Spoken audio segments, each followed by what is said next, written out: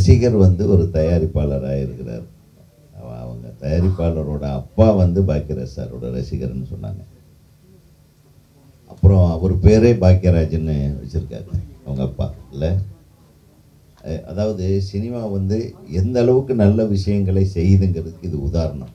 ஒரு படைப்பாளிக்கு மரியாதை கொடுத்து ஒரு தயாரிப்பாளருக்கு பேரே வைத்திருக்கிறார் அவங்க அப்பா அப்படின்னா அது மிகப்பெரிய விஷயம். அண்ணன் பாக்கியராஜ் அவர்களுக்கு இது மிக்க மிக்க வந்து இந்த மாதிரி ஒரு புகழ் வந்து எல்லாருக்குமே அமைஞ்சிடாது.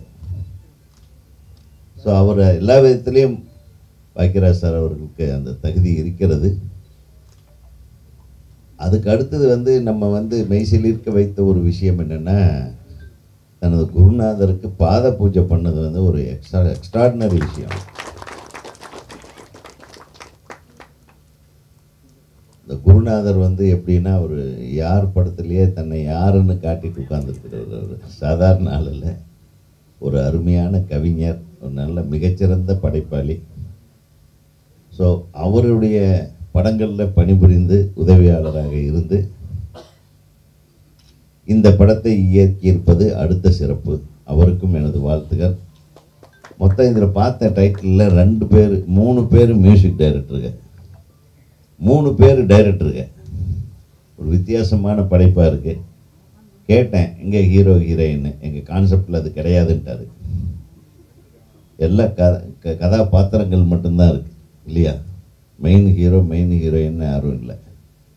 மிகச்சிறப்பாக இருக்குது. இந்த தலையை வெட்டுற மாதிரி எடுத்திருந்தீங்க பாருங்கள், அதை விடமாட்டீங்க போல இருக்கு. ரஜினி சார் ஒரு படத்தில் வெட்டினார், நான் அவர் தான் வெட்டுவார், நாங்கள் அதுக்கு முன்னாடியே வெட்டிட்டோம் அப்படின்னு சொல்லி காட்டிருக்கீங்க. அது கதையோடு ஒட்டி வந்திருந்தால் அது சிறப்பாக இருக்கும். பொதுவாக ஏதோ ஒன்று சொல்ல வர்றீங்கன்றது மட்டும் தெரியுது. அதுக்கு மேலே கேட்டுட்டா ஐயோ எனக்கு தெரியாதுன்றோம். என்ன டைரக்டர், எதோ சொல்ல வர்றீங்க, நீங்கள் சொல்ல வர்றது ரொம்ப சிறப்பாக இருக்கட்டும். எங்கள் திரைப்பட இயக்குநர்கள் சங்கத்தில் இந்த நிகழ்வு நடப்பது வந்து மிகவும் சிறப்பு வாய்ந்தது. இந்த திரைப்படத்தின் தயாரிப்பாளர் அவர்களுக்கும்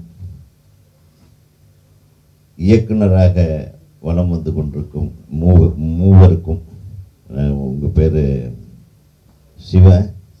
சிவகணேஷ், அப்புறம் ஹரிக்குமார், அப்புறம் ராஜேஸ்வரி அம்மா. அவங்க எங்கே? அவங்க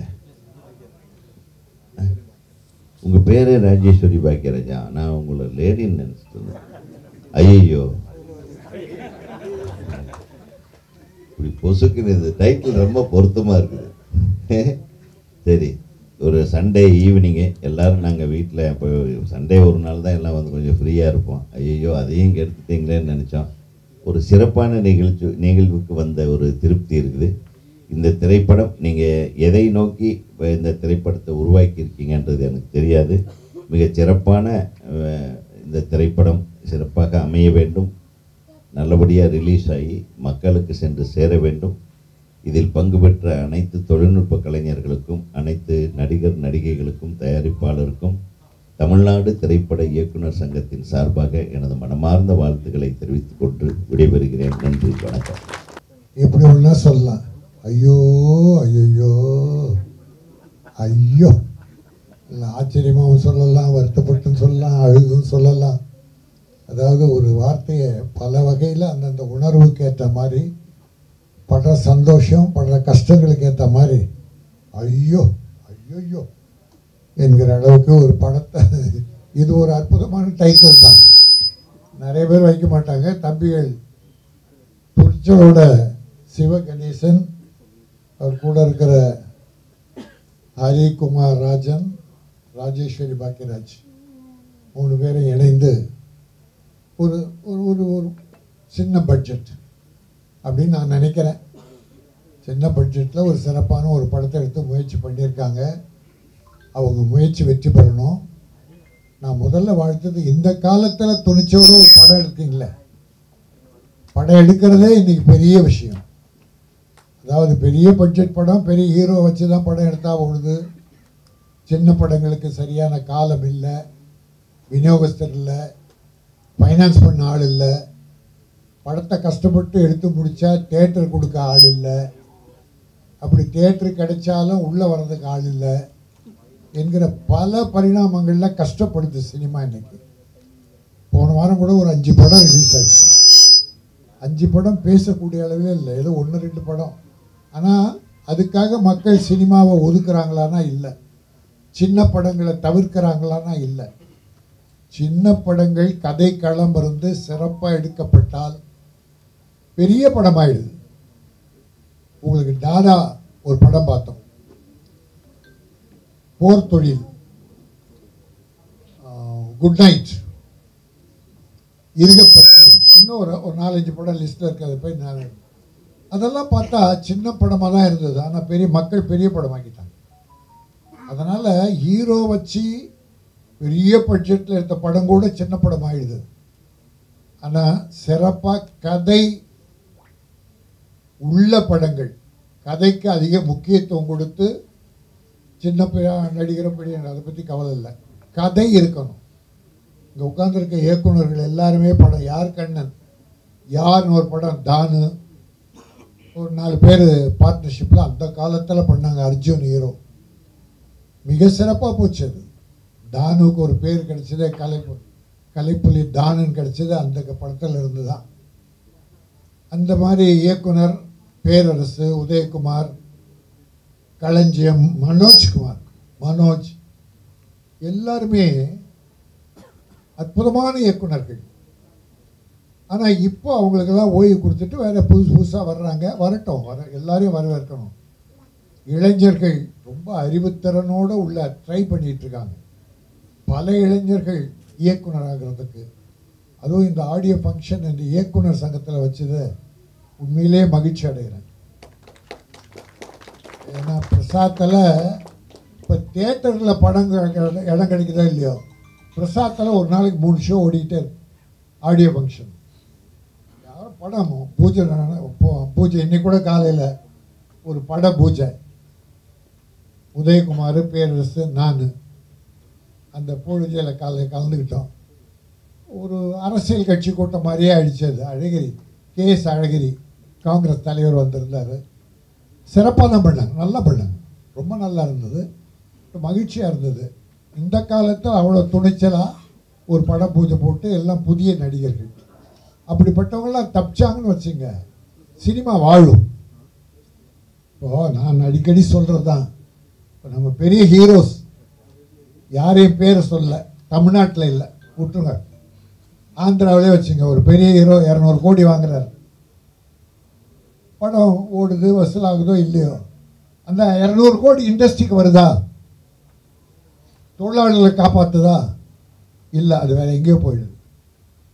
ஆனால் இந்த சின்ன படம் வெற்றி பெற்றதுன்னா இந்த பணம் அவர் கையில் திருப்பி வந்தால் இவர் மறுபடியும் படம் தான் ஆரம்பிப்பார். இந்த தம்பிகள் மறுபடியும் ஒரு படம் ஆரம்பிப்பாங்க. ஆக சின்ன ப்ரொடியூசர் தான் இன்றைக்கி இண்டஸ்ட்ரியை காப்பாற்றிட்டு இருக்காங்க. தொழிலாளர்களுக்கு, டெக்னீஷியன்ஸுக்கு வேலை கொடுக்கறது அதிகமாக யாருன்னா சின்ன புதுசாக வந்து 200 வருஷத்துக்கு ஒரு 250 படம், சின்ன படம் ஜெயிக்கிறது 25-30ன்னு வச்சுங்க. பெரிய படம் ஒரு 30-35 தயாராகி ரிலீஸ் ஆகுது. அது ஏதோ 300 கோடி 800 கோடி 1000 கோடி வசூல்னு சொல்கிறாங்க, கணக்கில் சொல்கிறாங்க, பத்திரிகையில் பார்க்குறோம், அது என்னன்னு தெரியாது நமக்கு. ஆனால் சின்ன படங்கள் ஜெயித்தால், இப்போ டாடா படம் ஜெயிச்சது, மறுபடியும் படம் ஆரம்பிச்சிட்டார். இருகப்பற்று ஜெயிச்சது, மறுபடியும் படம் ஆரம்பிச்சிட்டார். குட் நைட் எல்லாம் புதுமுகம்தான், சக்ஸஸ், மறுபடியும் படம் ஆரம்பிச்சிட்டார். அந்த மாதிரி சிறு முதலீட்டில் தயாரிக்கிற இந்த மாதிரி இளைஞர்கள் தயாரிக்கிற படங்கள் வெற்றி பெற்றால் அந்த முதலீடுகள் மீண்டும் இந்த இண்டஸ்ட்ரிக்கு வந்து புதிய இயக்குனர்கள், புதிய டெக்னீஷியன்ஸ், புதிய நடிகர்கள் உருவாகிறார்கள். இந்த படம் ஆவரேஜாக இருந்தது, ஏதோ ஒரு த்ரில்லர், ஏதோ ஒரு கதை சொல்ல போகுது, உதயகுமார் சொன்ன மாதிரி ஏதோ உள்ள ஒரு கதை இருக்குது. இன்றைக்கு அதை எல்லாத்த விட பெரும் மகிழ்ச்சி என்னென்னா, மாதா, பிதா, குரு, இந்த 3ம் தான் தெய்வங்கள். 4வது தெய்வம் இருக்கட்டும், இது 3 பேரும் வணங்கினாலே நீ தெய்வத்தை வணங்கின மாதிரி தான். தாய் தந்தையை மறக்காம கடைசி காலம் வரைக்கும் காப்பாற்றுறது, குருவின் பாதம் தொட்டு வணங்கி பூஜை பண்ணார். எவ்வளோ காலம் ஆச்சு அதெல்லாம் பார்த்து. இன்னைக்கு இந்த தம்பிகள் நன்றியோடு இருக்கு. இப்படிப்பட்ட தம்பிகள் இருந்தால் நாகரிகம் வளரும். பெரிய நடிகர்கள் இன்னைக்கு அப்பா அம்மாவை பூஜித்தாங்க, கடைசி காலம் வரைக்கும் அப்பா அம்மா தெய்வமாக போற்றினாங்கன்னா அவங்க ரசிகர்கள் பூரா ஓ அப்போ நம்ம தலைவர் அப்பா அம்மாவை தெய்வமாக வணங்குறாருப்பா நாமன்னு எடுத்துக்குவாங்க. அப்பா அம்மாவை ஒதுக்கி வச்சாங்கன்னா தொண்டர்களும் அதையே செய்வாங்க. ஆக இன்னைக்கு குருநாதரை பாதம் தொட்டு வணங்கி பாத பூஜை செய்து இந்த படத்தின் ட்ரெய்லர் வெளியிட்டிருக்காங்க. தம்பி நீங்கள் நல்லா இருக்கணும், அதே மாதிரி அப்பா அம்மாவையும் காப்பாற்றுங்க, எந்த காலத்திலையும் அப்பா அம்மாவை கைவிட்டுறாருங்க என்பதை சொல்லி குத்துவிளக்கு ஏற்றுதல், குத்துவிளக்கு ஏற்றுதலுடைய பாரம்பரியமே பெரியவங்க வந்தது. குத்துவிளக்கு ஏற்றணும்னா எண்ணெய் திரி தீ 3 வேணும். எண்ணெய் வேணும், திரி வேணும், தீ அதை கொளுத்துற தீ வேணும், தீ குச்சின்னு வச்சுங்க. இதை ஒன்றா சேர்த்து பாருங்கள். எண்ணெய் திரி தீ, எண்ணெய் திருத்தி, என்னை திருத்தி கடவுளே என்னை திருத்தி என்னுடைய பொறாமை பொச்சரிப்பு கேடுகட்ட குணங்கள் எல்லாத்தையும் வெளியே அனுப்பி என்னை திருத்தி நல்லவனாக்கி எல்லோருக்கும் உதவி செய்கிற மனப்பாங்கினை கூட இறைவா என்ற அழுத்தத்தை கொடுப்பதற்கும் கருத்தை சொன்னதுதான் எண்ணெய் திரி தீ வைத்து குத்துவிளக்கு. பல பெரியவங்க பல கருத்துக்கள் சொல்லுவாங்க, பட் எனக்கு தெரிஞ்ச கருத்து இது. எண்ணெய் திருத்தினா என்னை திருத்தி, என்னிடக்க தவறுகளை திருத்தி, குற்றம் குறைகளை திருத்தி அடுத்தவர்களுக்கு உதவி செய்கிற அற்புதமான மனப்பாங்கினை கொடு இறைவா என சொல்லி இந்த ஐயையோ படம் வெற்றி பெற வேண்டும். இவ்வளோ இயக்குநர்கள் ப்ரொடியூசர் எல்லாருமே தப்பித்து அடுத்து படம் ஆரம்பிக்க வேண்டும் என சொல்லி இந்த இடத்துல இந்த விழா நடப்பது மிகச்சிறப்பு. இயக்குநர்கள் இல்லை என்றால் நடிகர்கள் இல்லை, யாருமே இல்லை. தயாரிப்பாளர், இயக்குனர், இயக்குநர்கள் தான் ஒவ்வொரு நடிகரையும் உருவாக்குகிறார்கள். அந்த இயக்குனர் சங்கத்தில் இந்த பூஜை வெளியீட்டு விழா நடைபெறுவது மிகச்சிறப்பு வாய்ந்தது. நீங்கள் வாழ வேண்டும், வளர வேண்டும், இந்த படம் வெற்றி பெற வேண்டும். நன்றி, வணக்கம். சினிமாங்கிறது தொழிற்சாலை மாதிரி போச்சு. ஒர்க் பண்ணுறது, ஒருத்தனை கற்றுக்கிறது, குருகிட்ட இருந்து ஒரு சிஷ்யர் கற்றுக்கிற ஒரு அந்த பார்வை, அந்த ஒரு கலைக்கூடம். கலைக்கூடம் வந்து இப்போ அவர்கிட்ட ஒர்க் பண்ணி இவர்கிட்ட ஒர்க் பண்ணு, இதை நம்ம பட்டறையில் ஒர்க் பண்ணுறோம், ஹோட்டலில் ஒர்க் பண்ணுறோமா, அந்த குரு சிஷ்யங்கிற வார்த்தை அழிஞ்சிருச்சு. வார்த்தை அதிகமாக கேட்க முடியல. நம்ம பாக்கியராஜ் சார் வந்து இன்ன வரைக்கும் அவர் குருநாதர் பாரதிராஜா அவர்களை பேர் சொன்னதே இல்லை. எங்கள் டேரக்டர் தான். நான் எத்தனையோ சபையில் பார்த்துருக்கேன். சரி, சபையில் தான் சொல்கிறாருன்னு பார்த்தா பொதுவாக பேசும்போது கூட நான் எங்கள் டேரக்டரை கிழக்கு முறையில் ஒர்க் பண்ணும்போது அப்போ இன்ன வரைக்கும் அவர் எங்கள் டேரக்டர் தான் சொல்லுவார், தவிர அவர் பேரை உச்சரித்தது இல்லை. இதுதான் சார் குரு விசுவாசம், குரு மேலே உள்ள பக்தி. அந்த காலத்தில் மனைவிகளுக்கு புருஷன் பேர் சொல்ல மாட்டாங்க. அது வந்து பதிபக்தியா? இது குரு பக்தி. அதனால் இந்த குரு சிஷ்யங்கிற வார்த்தை போச்சு. நான் வந்து என்னை பற்றி பெருமை சொல்லிக்கக்கூடாதுன்னு இன்ன வரைக்கும் என்னை குருநாதர்னு சொல்லுவார். ஆமாண்ணா சார், இருந்தாலும் நான் பேர் சொல்லிவிடுவேன், என் குருநாதர் ராமநாதன் சார் சொல்லுவேன். அவர் அதுக்கும் சொல்ல மாட்டார் சார். ஏன்னா அந்த பக்தி சார். என்னைக்கு சினிமாவை பொறுத்த வரைக்கும் எந்த இயக்குனருக்கு நம்ம ஒர்க் பண்ணுறோமோ அப்போ நம்ம சிஷ்யனாக நினச்சிட்டு அவர் குருவாக நினச்சி அந்த பக்தி இருந்தால் தான் உருப்பட முடியும். இங்கே வெற்றிங்கிறது வேறு, சாதனைங்கிறது வேறு. இங்கே எத்தனை இயக்குனர்கள் வெற்றி படம் கொடுக்கலாம், வெற்றி வசூல் பண்ணலாம். என் படம் 300 கோடி வசூலாச்சு, 400 கோடி வசூலாச்சு சொல்லலாம். சாதனை வேறு, வெற்றி வேறு. அதுக்கு இங்கே வெற்றி படம் கொடுத்த எத்தனை இயக்குனர் உதாரணம் இருக்காங்க. சாதனைங்கிறது பாக்கியராஜ் சார். இன்னும் 20% வச்சா கூட இந்த சாதனை பட்டியலில் பாரதிராஜா, பாக்கியராஜ், மகேந்திரன் இவங்கெல்லாம் அழிக்க முடியாத பேர். அது சாதனைங்கிறது, அது லெஜண்டுங்கிறது. சாரு கூட உட்காந்துருக்கல சில முறை மேடையில் சொல்லிடுவாங்க திரை உலக ஜாமான்கள்ட்டு. நான் உட்காந்துருப்பேன், நான் ஜாமானா பாக்கியராஜ் சார் பக்கத்தில் உட்காந்தனால என்ன ஜாமான் உனக்கு நம்ம ஓகே நம்ம ஒத்துக்கொண்டு சந்தோஷம் கொடுக்குறது. இன்னைக்கு நம்ம இயக்குனர் சிவ கணேசன், இந்த கணேசன் மரத்தான் பிள்ளையார் மரத்தான் வரும். முருகர் வந்து உடலை சுற்றிட்டு வந்து பழம் கேட்டார். இவர் அப்பா அம்மா சுற்றிட்டு வந்து ஞானப்படத்தை வாங்கிட்டார் பிள்ளையார். அந்த இந்த சிவ கணேசனும் புத்திசாலி தான். குருக்கிட்டே பாத பூஜை பண்ணி ஆசீர்வாதம் வாங்கிட்டார். யார் கண்ணன் அவர் எப்போவே யாருன்னு காட்டினவர்.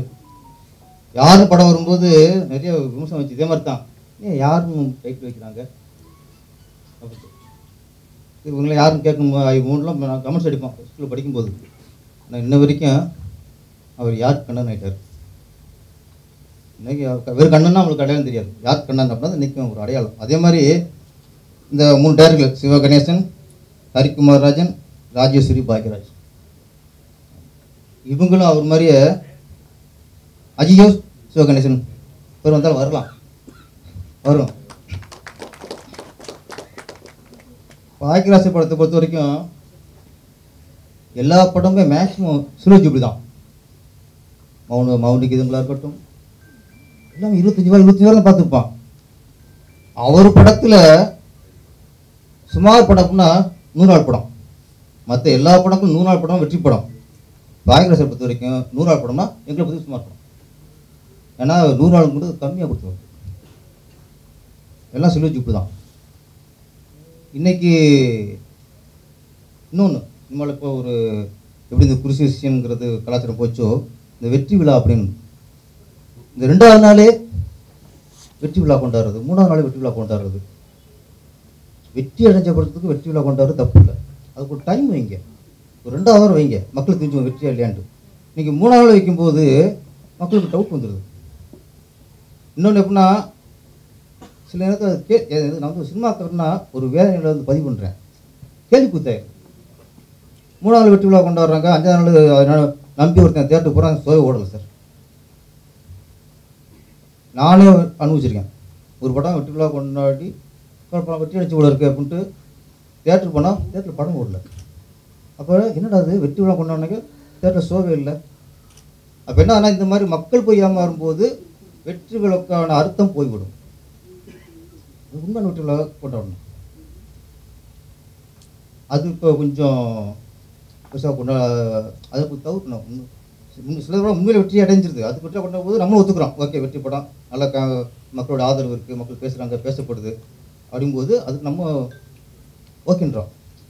சில படங்கள் பெரிய ஸ்டார் படம் சொல்கிறேன், நான் சொல்கிறது பெரிய ஸ்டார் படங்கள் சொல்கிறேன், பெரிய ஸ்டார் படங்கள் வெற்றி அடைஞ்சு மக்கள் போய் சேர்ந்துடும், நம்ம சொல்லணும்னு அவசியம் இல்லை. அது ஒன்று இப்போது ஏன்னா மக்கள் வந்து நாளைக்கு வெற்றி விழா வரும்போது நம்பாமல் போயிடக்கூடாது. அப்படியே இந்த ஐயோ படம் Bhagyaraj sir, Manojkumar sir, Yaarkannan sir, Prabhakaran, Udhayakumar sir, Rajan sir எல்லாரும் மிகப்பெரிய சாதனைகளெல்லாம் வாழ்த்திருக்காங்க. இந்த படம் மிகப்பெரிய வெற்றி அடைய வேண்டும். இந்த ஐயோ அப்படின்னாலே ஒரு பாசிட்டிவ் எனர்ஜி வரும். இந்த படத்துக்கு அப்புறம் ஐயோனால பாசிட்டிவ் பார்க்கணும். நன்றி, வணக்கம். இப்போ இந்த படத்தை பொறுத்தளவு பார்த்தீங்கன்னா சார் வந்து சிவகணேசன் வந்து திரு யார்கண்ணன் சார்கிட்ட வந்து ஒர்க் பண்ணிவிட்டு ஊருக்கு வந்துடுறாரு. தொடர்ந்து அவர் சினிமாவில் இருக்க முடியாத சூழ்நிலை, அவருக்கு வந்து கால் கட்டு போட்டு ஊரில் வந்து கல்யாணம் பண்ணி வச்சிடுறாங்க. சார் தொடர்ந்து அழைச்சா அவர் வர முடியலை. அப்போ அந்த சூழ்நிலையில் வந்து அவர் சினிமாவை விட்டு விலகி நிற்க முடியலை. இது ஒரு சாதாரணமான சாமானியர்களின் சினிமா அப்படின்றத நாங்கள் பதிவு பண்ணிக்க விரும்புகிறோம். இது ரொம்ப சாதாரணமானவர்கள் இணைஞ்சு உருவாக்குன சினிமா. இதில் நீங்கள் எங்களை வந்து தயாரிப்பாளர்னு சொல்கிறதோ, எங்களைய வந்து இயக்குனர்னு சொல்கிறதோ வந்து எங்களுக்கு தகுதி இருக்கிறதா நாங்கள் நினைக்கல. தகுதியை வளர்த்துக்குவோம் அப்படிங்கிற நம்பிக்கை எங்களுக்கு நிச்சயமாக இருக்குது. நாங்கள் அந்த தகுதியை வந்து நிச்சயமாக நாங்கள் வளர்த்துக்குவோம். இப்போ ஊரில் வந்து அவர் ஊர் வந்து பழனி ஆயக்குடி. அந்த ஊரோட சிறப்பு என்னென்னா கிட்டத்தட்ட ஒரு 200க்கும் மேற்பட்ட அரசு அதிகாரிகள் இருப்பாங்க. அங்கே வந்து வாரந்தோறும் ஒரு இலவச பயிற்சி மையம் நடக்கும். டிஎன்பிஎஸ்சி எக்ஸாம் எழுதுகிறவங்களுக்கு ஒரு 1000 பேர் கலந்துக்குவாங்க. அதில் அங்கே இருக்கக்கூடிய மாவட்டங்கள், சுற்றி இருக்கக்கூடிய மாவட்டங்கள்லேருந்து அந்த ஊரில் வந்து கலந்துக்குவாங்க. அது ஒரு புரட்சிகரமான ஒரு சின்ன கிராமம்னு சொல்லலாம், பழனி ஆயக்குடி. அந்த ஊரில் பிறந்த கணேசன் வந்து திரைத்துறைக்கு சென்னை திரும்ப வர முடியாமல் இருக்கிறப்ப அப்போ ஊரில் வந்து திருவிழாவுக்கு வந்து அண்ணன் மோகன் அண்ணனை அறிமுகப்படுத்த விரும்புகிறேன். அவர் வந்து ஏப்பா நம்ம ஊரில் நீ படம் எடுத்தா என்னப்பா அப்படிங்கிறாரு. நன்றிண்ணா. அப்போ கணேசன் வந்து எங்க படம் எடுக்கலன்னா விளையாட்டு கரியன்னு நினச்சிங்களா அப்படின்னு அவர் சத்தம் போடுறாரு. அப்போ அவர் வந்து இப்போ ஒரு உண்மையாலுமே டைரக்டர் இல்லை போலப்பா, ஒரு வேலை எங்கேயும் வேலை செஞ்ச மாதிரி தெரியல போல அப்படின்னு அவங்க சும்மா இது நண்பர்களுக்கே ஒரு கிண்டலோட சொல்கிறாங்க. இல்லை படம் எடுக்கிறது அவ்வளோ சாதாரணம் இல்லை அப்படின்னோடனே சீரியலில் ஒர்க் பண்ணியிருக்கல, சீரியலில் எடுக்கலாம்ல அப்படின்றத அவர் சொல்கிறாரு. சரி ஏதோ ஒன்று செய்வோம், ஆனால் இப்போ பெரிய வேலை, நீ ஒரு வேலையும் பண்ண வேணாம், எல்லோரும் நடிப்போம், ஒன்று ஸ்பாட் எடிட்டிங் தான், டப்பிங் கிடையாது, மியூசிக் எக்ஸிஸ்டிங் மியூசிக்கை வச்சு அப்படியே கோர்த்து ஒரு படமாக ஓட்டுறது தான். ஏதோ ஒரு படம் அவங்க 5 நாள் டைம் கொடுத்துருக்காங்க, ஒரு 3 நாளில் முடிச்சு கொடுத்துட்டாரு. அந்த படத்தை அந்த ஊருக்காரங்களே சேர்ந்து திருவிழாவில் அந்த சினிமாவை வந்து பார்க்குறாங்க, அவங்களே ரசிச்சுக்கிறாங்க, அவங்க நடித்ததை அவங்களே அந்த ஊருக்காரங்களே வந்து செலிப்ரேட் பண்ணுறாங்க. ஒரு படத்தில் மக்கள் பாராட்டினவொடனே அவங்களுக்கு கையால் ஓடலை, தொடர்ந்து அடுத்து பொங்கல் விழாவுக்கு படம் எடுக்கிறாங்க. ஊர் திருவிழாவுக்கு படம் எடுத்தவங்க அடுத்து பொங்கல் விழாவுக்கு படம் எடுக்கிறாங்க. தொடர்ந்து அதே மாதிரி ஒரு 10 படங்களை வந்து சின்ன சின்ன படங்கள், எந்த ஏற்கனவே இருக்கக்கூடிய இசை இதை வச்சு, எந்த டப்பிங் கிடையாது, இருக்கிற மியூசிக்கை வச்சு அப்படியே பண்ணுறாங்க. 10 படங்கள் பண்ணதை வந்து பத்திரிகையில், வசந்தம் பத்திரிகையில் வந்து உலக சினிமா வந்து உள்ளூர் லெவலில் ஒருத்தர் பண்ணிக்கிட்டு இருக்காரு அப்படின்னு ஒரு சின்ன கட்டுரை எழுதுகிறாங்க. அதை கேள்விப்பட்டு நாங்கள் என்னை மாதிரி சில பேர் நண்பர்கள் சேர்ந்து வந்து இவர் யாருன்னு பார்க்கறதுக்காக போகிறோம். அந்த கட்டுரையை கேள்விப்பட்டு அங்கே போனால் அந்த பட செட்டப் வந்து ஐயோன்றது சார் சொன்னாங்க, பாசிட்டிவான எனர்ஜியாக தான் இருக்கும், எங்களோட உருவாக்கம் வந்து காமெடியாக தான் இருக்கும், ஆனால் உழைப்பு வந்து பெரிய உழைப்பாக இருக்கும், போராட்டம் பெரிய போராட்டமாக இருக்குது. இது எங்களுடைய 8 வருட போராட்டம். இந்த படம் வந்து நாங்கள் ஏதோ ஒரு படத்தை எடுத்து கொண்டு வர்றோம், ஒரு கொண்டு வந்தவொடனே முதல்ல வித்யாசாகர்கிட்ட காட்டுறேன், கொஞ்சம் குவாலிட்டி கம்மியாக இருக்கேப்பா, பிஸ்னஸ்க்கு ஆகுமான்னு தெரியல, கொஞ்சம் நல்லா பார்த்து பண்ணுங்க அப்படின்னு எங்களுக்கு அட்வைஸ் பண்ணி அனுப்பி விட்றாரு. அப்புறம் திருப்பி நாங்கள் 2வது முறையாக போய், ஆனால் கதை ஏதோ ஒரு கதை அமைப்பு இருக்குது, ஆனால் நீங்கள் சொல்ல வந்த விதம் வந்து கொஞ்சம் பிடிபடலை, அதை கொஞ்சம் சரி பண்ணுங்க அப்படின்றாரு. அவர் ஆஃபீஸ்லாம் எங்களுக்கு கொடுத்து எங்களை ஒரு 15 நாள் அங்கே இருக்க வச்சு சரி பண்ணுங்கன்னு அட்வைஸ் பண்ணி அனுப்பி விட்றாரு. அடுத்த கட்டமாக நாங்கள் மீண்டும் ஒரு முறை வந்து அந்த படத்தை போய் நாங்கள் செகண்ட் ஷூட் பண்ணுறோம். செகண்ட் ஷூட் பண்ணிட்டு வந்துட்டு இப்போ எப்படியாச்சும் இயக்குனரை நாங்கள் வந்து எப்படியாச்சும் கவர் பண்ணணும் அப்படின்னு யாருக்கண்ணன் சார்கிட்ட வந்து போட்டு காட்டுறோம். அவர் அந்த படத்தை பார்த்துட்டு கதை அமைப்பு வந்து நாங்கள் உறுதியாக சொல்லுவோம், இந்திய சினிமாவில் வராத ஒரு கதை, அதை நாங்கள் வந்து அடித்து சொல்லுவோம், இந்த கதை வந்து இந்திய சினிமாவில் வரலை, ஒரு ஹாலிவுட் சப்ஜெக்ட், ஆனால் ஒரு சின்ன பட்ஜெட்டில் சொல்லியிருக்கேன். யாருக்கண்ணன் சார் பார்த்துட்டு என்னப்பா ஒரு அருவருப்பான ஒரு அதே சமயத்தில் ஒரு பச்சோதாபத்தை தூண்டக்கூடிய ஒரு கதையை எடுத்து வச்சுருக்கீங்க, தமிழ் சினிமாவுக்கு ஒத்து வருமானு தெரியலை, ஆனால் ஏதோ கதை இருக்குதுன்னு தெரியுது, ஆனால் எந்த மாதிரி இருக்குன்னு தெரியலன்னு சொல்லிட்டு அவர், ஆனால் எங்களை பற்றி 1 மணி நேரம் பேசுகிறாங்க. யாருக்கண்ணன் சாரும் திரு சிவராமன் சாரும் 1 மணி நேரம் டிஸ்கஸ் பண்ணுறாங்க. அப்போ நாங்கள் எங்களுக்குள்ளே முடிவு பண்ணோன்னா, நம்மளை பற்றி 1 மணி நேரம் பேசுகிற அளவுக்கு விஷயம் இருக்குன்னா படத்தில் ஏதோ ஒரு விஷயம் இருக்குது, ஆனால் அவங்களுக்கு வந்து அது ஒரு சின்ன பிடிப்பு இல்லை, அதை நம்ம பிடிக்க வைக்கணும் அப்படின்னு சொல்லிட்டு நாங்கள் திருப்பி 3வது தடவையாக ஷூட்டிங் போகிறோம். இதுக்கிடையில் எங்களுக்கு எந்த பட்ஜெட்டும் கிடையாது. நான் சாதாரண ஒரு சிறு விவசாய குடும்பத்திலேருந்து வந்த முதல் தலைமுறை பட்டதாரி ஆசிரியர் நான். எங்களுக்குள்ள நாங்கள் இப்போ இந்த படம் ஆரம்பித்ததே பார்த்தீங்கன்னா அவங்க ஊர் திருவிழாவுக்கு 50,000 ரூபா செலவில் எடுப்பாங்க. அப்போ நாங்கள் முடிவு பண்ணி நாங்கள் வந்து ஏன் அந்த அப்போ ஒரு 10 படம் எடுத்துட்டாரு, 5 லட்ச ரூபா செலவாயிடுச்சு. அப்போ நாங்கள் சொன்னோம், ஏங்க நீங்கள் ஊரில் கிராமத்தில் படம் போடுறதுக்கு பதிலாக நீங்கள் ஒரு திண்டுக்கல் அளவுலனாச்சும் ஒரு மாவட்ட அளவுலனாச்சும் மக்கள் ரசிக்கிற மாதிரி நீங்கள் ஒரு படத்தை உருவாக்கலாமேன்னு இந்த கேட்ட கேள்வி தான் எங்களை எங்கே வந்து நிப்பாட்டிடுச்சு. அப்போ அந்த கேள்விக்கு வந்து நம்ம என்ன பண்ணோன்னா, ஒரு 20 பேர் ஊரில் வந்து கூடி ஆளுக்கு ஒரு 50,000 1 லட்சமோ போட்டு ஒரு படம் எடுப்போம் அப்படின்னு முடிவு பண்ணி ஒரு படத்தை ஆரம்பித்தான். படத்தோட தலைப்பு வந்து தூரல் வந்து ஹரிகுமார் வந்து ஒரு சப்ஜெக்ட், எந்த கதையை எடுக்கலாம்னு சொல்லிட்டு ஆளாளுக்கு ஊரில் இவர் நிறையா ஆர்டிஸ்ட்டை உருவாக்கி வச்சுருக்காரு, நிறைய இயக்குநர்களை உருவாக்கி வச்சுருக்காரு. சின்ன பையன் போனாலும் ஊரில் அட்டே சாட்டை இப்படி வைந்தான், நீ வந்து என்னது வசனம் இப்படி பேசும், அந்த அளவுக்கு ஊரில் வந்து ஒரு சினிமா ஆர்வத்தை வந்து தூண்டி வச்சுருக்காரு. அதுக்கிடையில் ஹரிகுமார் வந்து ஒரு சின்ன கதை தூரல்னு ஒரு சப்ஜெக்ட் சொல்கிறாரு. நாங்கள் வந்து ஒரே ஒரு ஷாட்டு, ஒரு சின்ன பள்ளத்தில் வந்து கார் ஏற்றினா தண்ணி தெறிக்கணும், அது வந்து ஹீரோ மேலே தெறிக்கணும், இதுதான் ஷாட்டு. அதை ஒரு நாள் முழுக்க அந்த படத்தை வந்து எடுக்கிறாங்க. அந்த பள்ளத்தில் வந்து சரியாக, ஏன்னா அந்த டிரைவர் வந்து காரை விட முடியல, கடைசியில் ஷூட்டிங் பார்க்க வந்த ஒரு ஆள் வந்து கடைசியில் ஏற்றிடுறான். அந்த படம் வந்து தொடர்ந்து எடுக்க முடியல, ஒரே ஒரு ஷாட்டு, ஒரு நாள் பட்ஜெட் தாங்காது, படத்தை நிப்பாட்டிடுறான். எங்களோட தூரல் நின்று போச்சு. அந்த தூரல் நின்று போச்சுக்கு அப்புறம் தொடர்ந்து வேற இந்த படத்தை எடுக்க முடியாது, வேற படம் எடுக்கணும்னு முடிவு பண்ணி தான் நாங்கள் எடுத்த படம் தான் இந்த ஐயோ. இந்த ஐயோவை இவ்வளவு ஷெட்யூல்கள் கடந்து நாங்கள் வந்து இந்த படத்தை வந்து உருவாக்கி கொண்டு வந்திருக்கிறோம். நிச்சயமாக இந்த படம் எல்லாருக்குமே பிடிக்கும். இந்த படம் நிச்சயமாக வெற்றி பெறுன்ற எங்கள் முழு நம்பிக்கை எங்களுக்கு இருக்குது. நாங்கள் எதையுமே எதிர்பார்த்து இந்த படத்தை பண்ணலை, ஆனால் அந்த படம் வெற்றி பெறும். காரணம் இங்கே வந்த பெரியவர்கள் தான், பெரியவர்களோட ஆசீர்வாதங்கள் எங்களுக்கு முழுமையாக இருக்குது. இவங்கெல்லாம் என்ன காரணத்தினால வந்தாங்கன்னு எனக்கு தெரியாது. அது கணேஷோட உழைப்பா, ஒரு யார்கண்ணன் சார் மேலே இருக்கக்கூடிய மதிப்பா, இதனால் அந்த பெரியவர்கள் எல்லாமே இங்கே கூடி எங்களை வாழ்த்துறாங்கன்றது நாங்கள் வந்து வாழ்க்கையில் நினச்சி பார்க்க முடியாத ஒரு சம்பவம். அதனால் இந்த இதுக்கு ஒரு முறை நன்றியும் சொல்லிக்கிட்டு எங்களை பற்றி ஒரு சின்ன அறிமுகம் சொல்லணும்னு நினச்சேன். தப்பாக நினச்சிக்காதீங்க. ஏதாவது தவறுதலாக சொல்லியிருந்தால் மன்னிச்சிருங்க. இந்த படம் வெற்றி பெற தொடர்ந்து வாழ்த்துமாறு பெரியவர்களை அன்புடன் நினைக்கிறேன். மேடையில் அமர்ந்திருக்கக்கூடிய திரையுலக சாதனையாளர்கள், இந்த நிகழ்வுக்கு வந்திருக்கிற மீடியா, சோஷியல் மீடியா சம்மந்தப்பட்ட அனைத்து நண்பர்கள் அனைவருக்கும் எனது வணக்கத்தை தெரிவித்துக் கொள்கிறேன். இப்போது இந்த நிகழ்ச்சியில் எங்களுடைய மானசீக குருநாதர் மரியாதைக்குரிய பாக்யராஜ் சார் இருக்காங்க. நான் என்னுடைய குருக்களாக ஏற்றுக்கொண்ட ஆர்வி உதயகுமார் சார் இருக்காங்க. யார் கண்ணன் சார் இருக்காங்க. நான் பணிபுரிந்த என்னுடைய குரு திரு மனோஜ்குமார் சார் இருக்காங்க. என்னுடன் அசோசியேட்டாக பணிபுரிந்த வித்யாசாகர் இருக்கிறார். அனைவரையும் இந்த ஒரே மேடையில் சந்திப்பது எனக்கு மிகவும் மகிழ்ச்சியாக இருக்கிறது. நான் இந்த முயற்சியை இவர் திரு சிவகணேசன் அவர்கள் முயற்சியை பற்றி அவர் சொல்லும்போது கேட்டு ஒரு ஆச்சரியமாக இருந்தது. உண்மையிலேயே அவர் இந்த திரைப்படத்துறை வேண்டாம், நம்மால் முடியாது, அப்படி ஒரு எண்ணத்தில் தான் ஊருக்கு சென்றிருப்பார். அப்படி ஒரு சூழல் ஏற்பட்டிருக்கும் என்று நினைக்கிறேன். ஆனால் இன்று மீண்டும் அவர் தமிழ்நாடு திரைப்பட இயக்குனர் சங்கத்திலேயே அவருடைய இந்த திரைப்படத்தின் முதல் வெளியீட்டு நிகழ்வும் மற்றும் அவருடைய குருநாதருக்கு அவர் இங்கு பாத பூஜை செய்ததும் மிக மிக சிறப்பான ஒரு நிகழ்வு. நிச்சயம் இந்த நிகழ்வுகளே இந்த படத்தின் வெற்றிக்கு ஒரு அஸ்திவாரமாக இருக்கும் என்று நான் கருதுகிறேன். எங்களுக்கு மனோஜ்குமார் சார் முதல்ல டைரக்ட் பண்ண படம் மண்ணுக்குள் வைரம். அந்த படத்துக்கு பாக்யராஜ் சார்கிட்ட எனக்கு ஒரு வாழ்த்து எழுதி கொடுங்கன்னு கேட்டாங்க. பாக்யராஜ் சார் எழுதி கொடுத்தாங்க. பொதுவாக குலங்கோத்திரம் பார்த்து தான் பொண்ணு கொடுப்பாங்க, குருவை பார்த்து தான் படம் கொடுப்பாங்க. உங்களுக்கு குருவை பார்த்து படம் கொடுத்துருக்காங்க, குருவுடைய பெயரை காப்பாற்றுங்க அப்படின்னு சொல்லி எழுதி கொடுத்தாங்க. அந்த வார்த்தை, அந்த வரிகள், அதுதான் எங்களுடைய வாழ்க்கையின் ஒரு இலக்கணமாக நாங்கள் எடுத்துக்கிட்டோம். அன்றைக்கு 85களில் சார் எழுதி கொடுத்த அந்த வரிகள் இன்றைக்கும் எங்களுடைய வாழ்வில் எதிரொலித்து கொண்டிருக்கும். 33 ஆண்டுகளாக நானும் திரைப்படத்துறையில் பணியாற்றி கொண்டிருக்கிறேன்.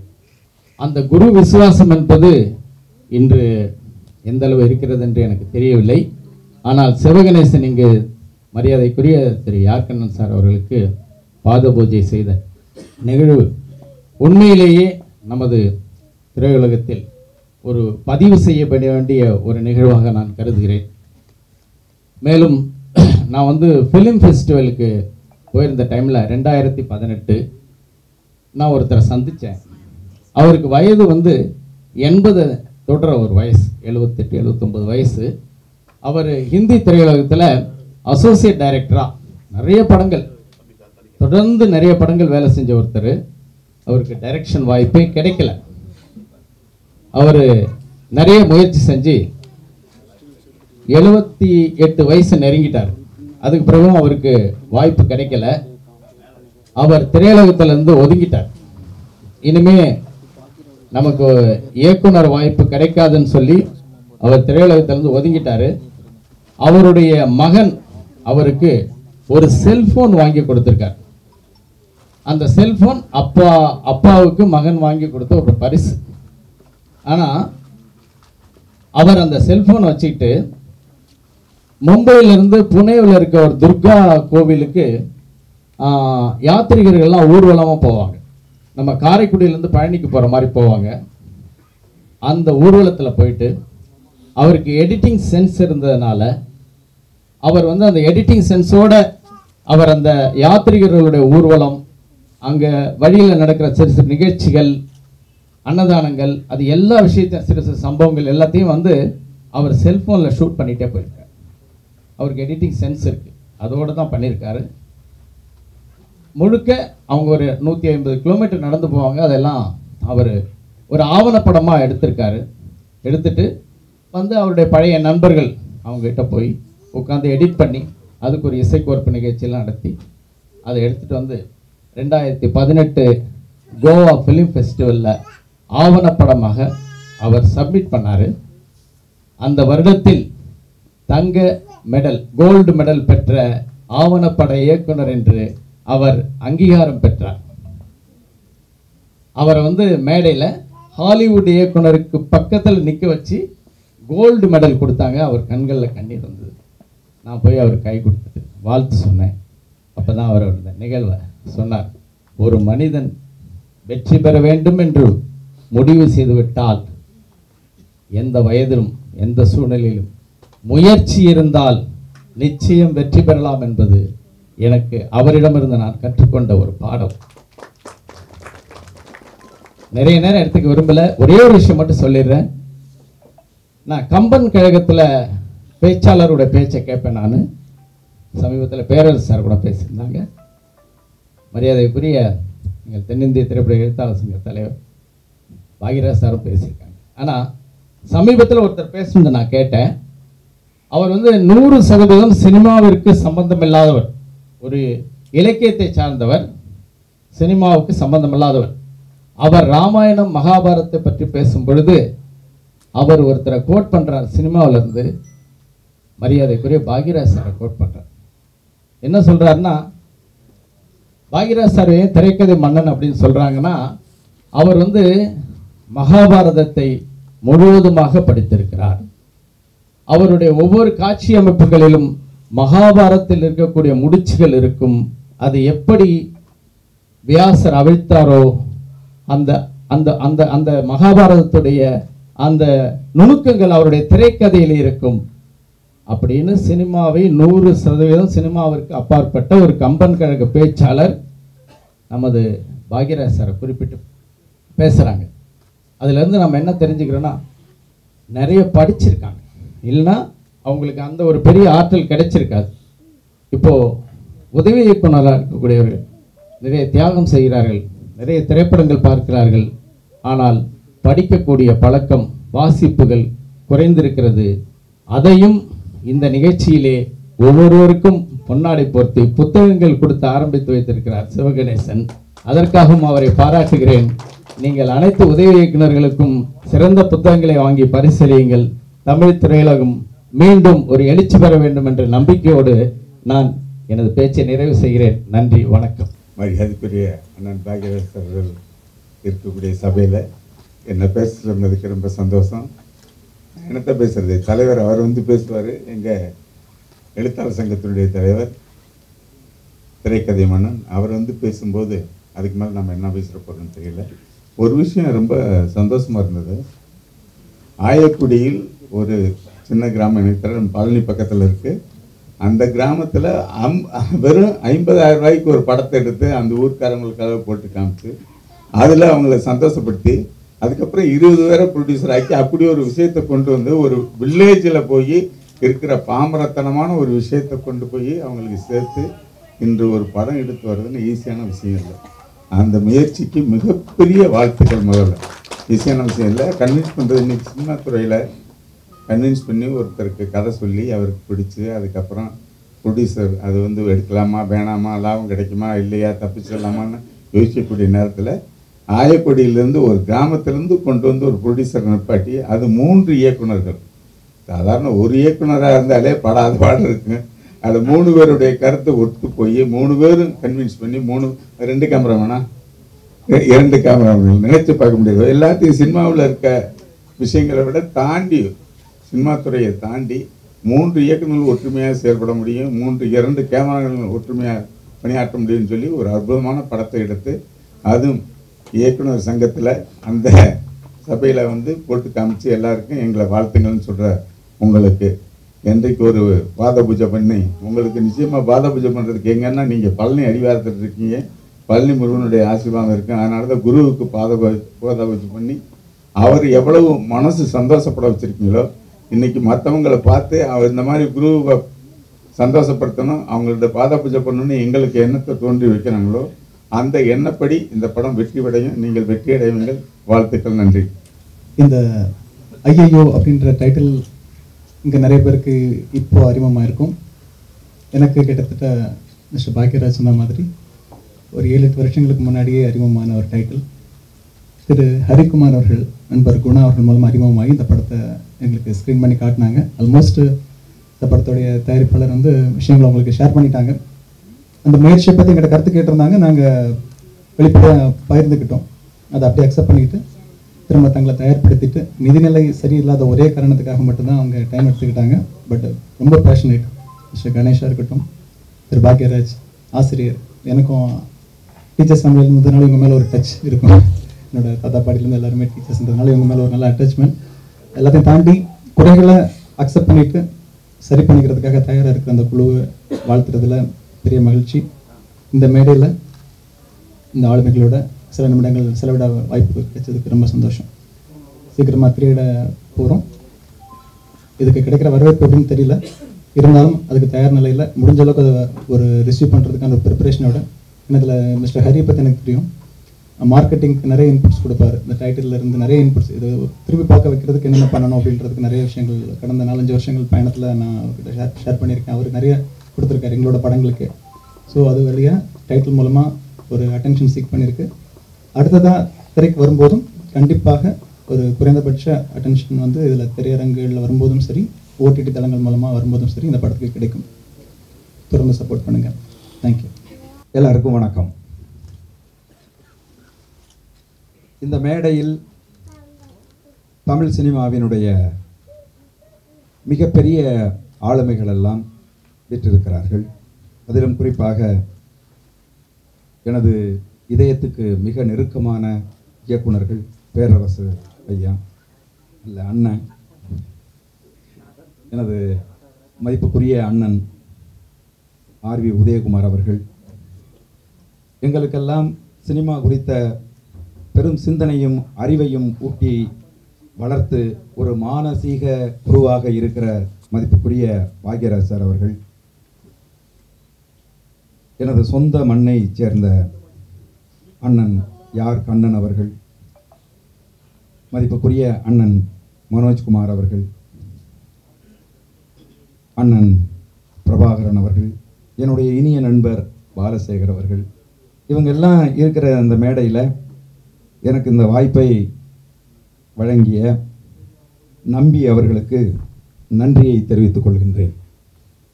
இதில் 2 ஊர் சம்மந்தப்பட்டிருக்கு இந்த நிகழ்வுக்கு வரும்போது. ஒன்று யார் கண்ணன் அவர்கள்.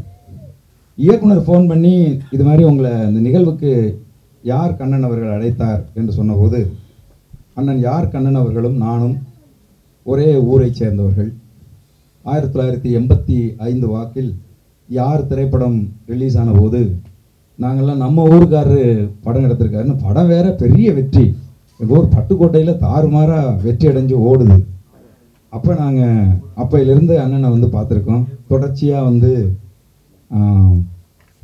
படங்கள் அன்பு கட்டளை, இதுபோல் ராமராஜன் ஐயாவோட படங்கள், இப்படி வரிசையாக 10 படங்களுக்கு மேலே அவர் வந்து தொடர்ந்து இயக்கிய போது பெரும் கனவோடு நாங்கள் பார்த்த ஒரு இயக்குனர். அவர் வந்து அழைக்கும் போது என்னால் மறுக்க முடியாது. நான் தம்பிகிட்ட சொன்னேன், அண்ணன் கூப்பிட்டாங்கன்னா அது ஒன்றுமே இல்லைப்பா, நான் வந்துடுவேன்ப்பா அப்படின்னு. அதுக்கப்புறம் இயக்குனர் சிவகணேசன் அவர்கள் வந்து எனக்கு ஆயக்குடி அப்படின்னு சொன்னார். சொன்ன உடனேயே நான் ஆயக்குடிக்கு பல தடவை போயிருக்கேன். புரட்சியாளர் பழனி பாபா அவர்களினுடைய சொந்த ஊர் அது. அந்த ஊரில் அவருடைய நினைவேந்தல் நிகழ்வுக்காக பல தடவை போயிருக்கேன். என்னை பார்த்த உடனேயே தம்பி சிவகணேஷ் அவர்கள் சொன்னாங்க, அண்ணன் நீங்கள் ஆயக்குடியில் பேசிய போது நான் கேட்டிருக்கிறேன், நீங்கள் ஆயக்குடிக்கு அடிக்கடி வருவீங்க, பழனி பாபாவின் நினைவு நாள் அன்னைக்கு நீங்கள் வருவீங்க அப்படின்னு சொன்னார். இந்த 2 நினைவுகளும் எனக்கு பெரும் மகிழ்ச்சியை வந்து ஏற்படுத்துச்சு. சின்ன திரைப்படம் அப்படிங்கிறதெல்லாம் ஒன்றும் இல்லை. பேரரசு ஐயா அவர்கள் பேசுகிற போது ரொம்ப தெளிவாக சொன்னாங்க. திரைப்படங்களில் இன்னைக்கு அதுவும் குறிப்பாக ஓடிடி தளத்தில் வந்து பார்க்குற சின்ன திரைப்படங்கள் தான் ஆகச்சிறந்த திரைப்படங்களாக இருக்குது. ஒவ்வொரு நாளும் வந்து பல நூற்றுக்கணக்கான ஓடிடி தளங்கள் இன்றைக்கி உருவாகியிருக்கு. அதில் வருகிற திரைப்படங்கள் பெரிய நடிகர்கள் கூட வந்து சின்ன சின்ன கான்செப்டில் ரொம்ப அழகாக வந்து நடிக்கிறாங்க. திரைக்கதை மட்டுமல்ல, அந்த கதை கரு ரொம்ப புதுசாக இருக்குது. அந்த மாதிரியான முயற்சிகள் எல்லாம் வந்து பெரும் திரைப்படத்தில் எடுக்கிறதுக்கு நமக்கு ஒரு தயக்கம் இருக்கும். அந்த தயக்கத்தை எல்லாம் வெட்டி வீழ்த்தி விட்டு இன்னைக்கு வந்து ஓடிடி என்கிற ஒரு புதிய ஒரு விஞ்ஞான வளர்ச்சி, ஒரு தளம் வந்து நமக்கு ஒரு பெரிய நம்பிக்கையை ஏற்படுத்தி புதிய கருத்தை சொல்லுவதற்கு, மக்களோடு நேரடியாக தொடர்பு கொள்வதற்கான ஒரு வாய்ப்பை வந்து இன்னைக்கு ஏற்படுத்தி கொடுத்துருக்கு.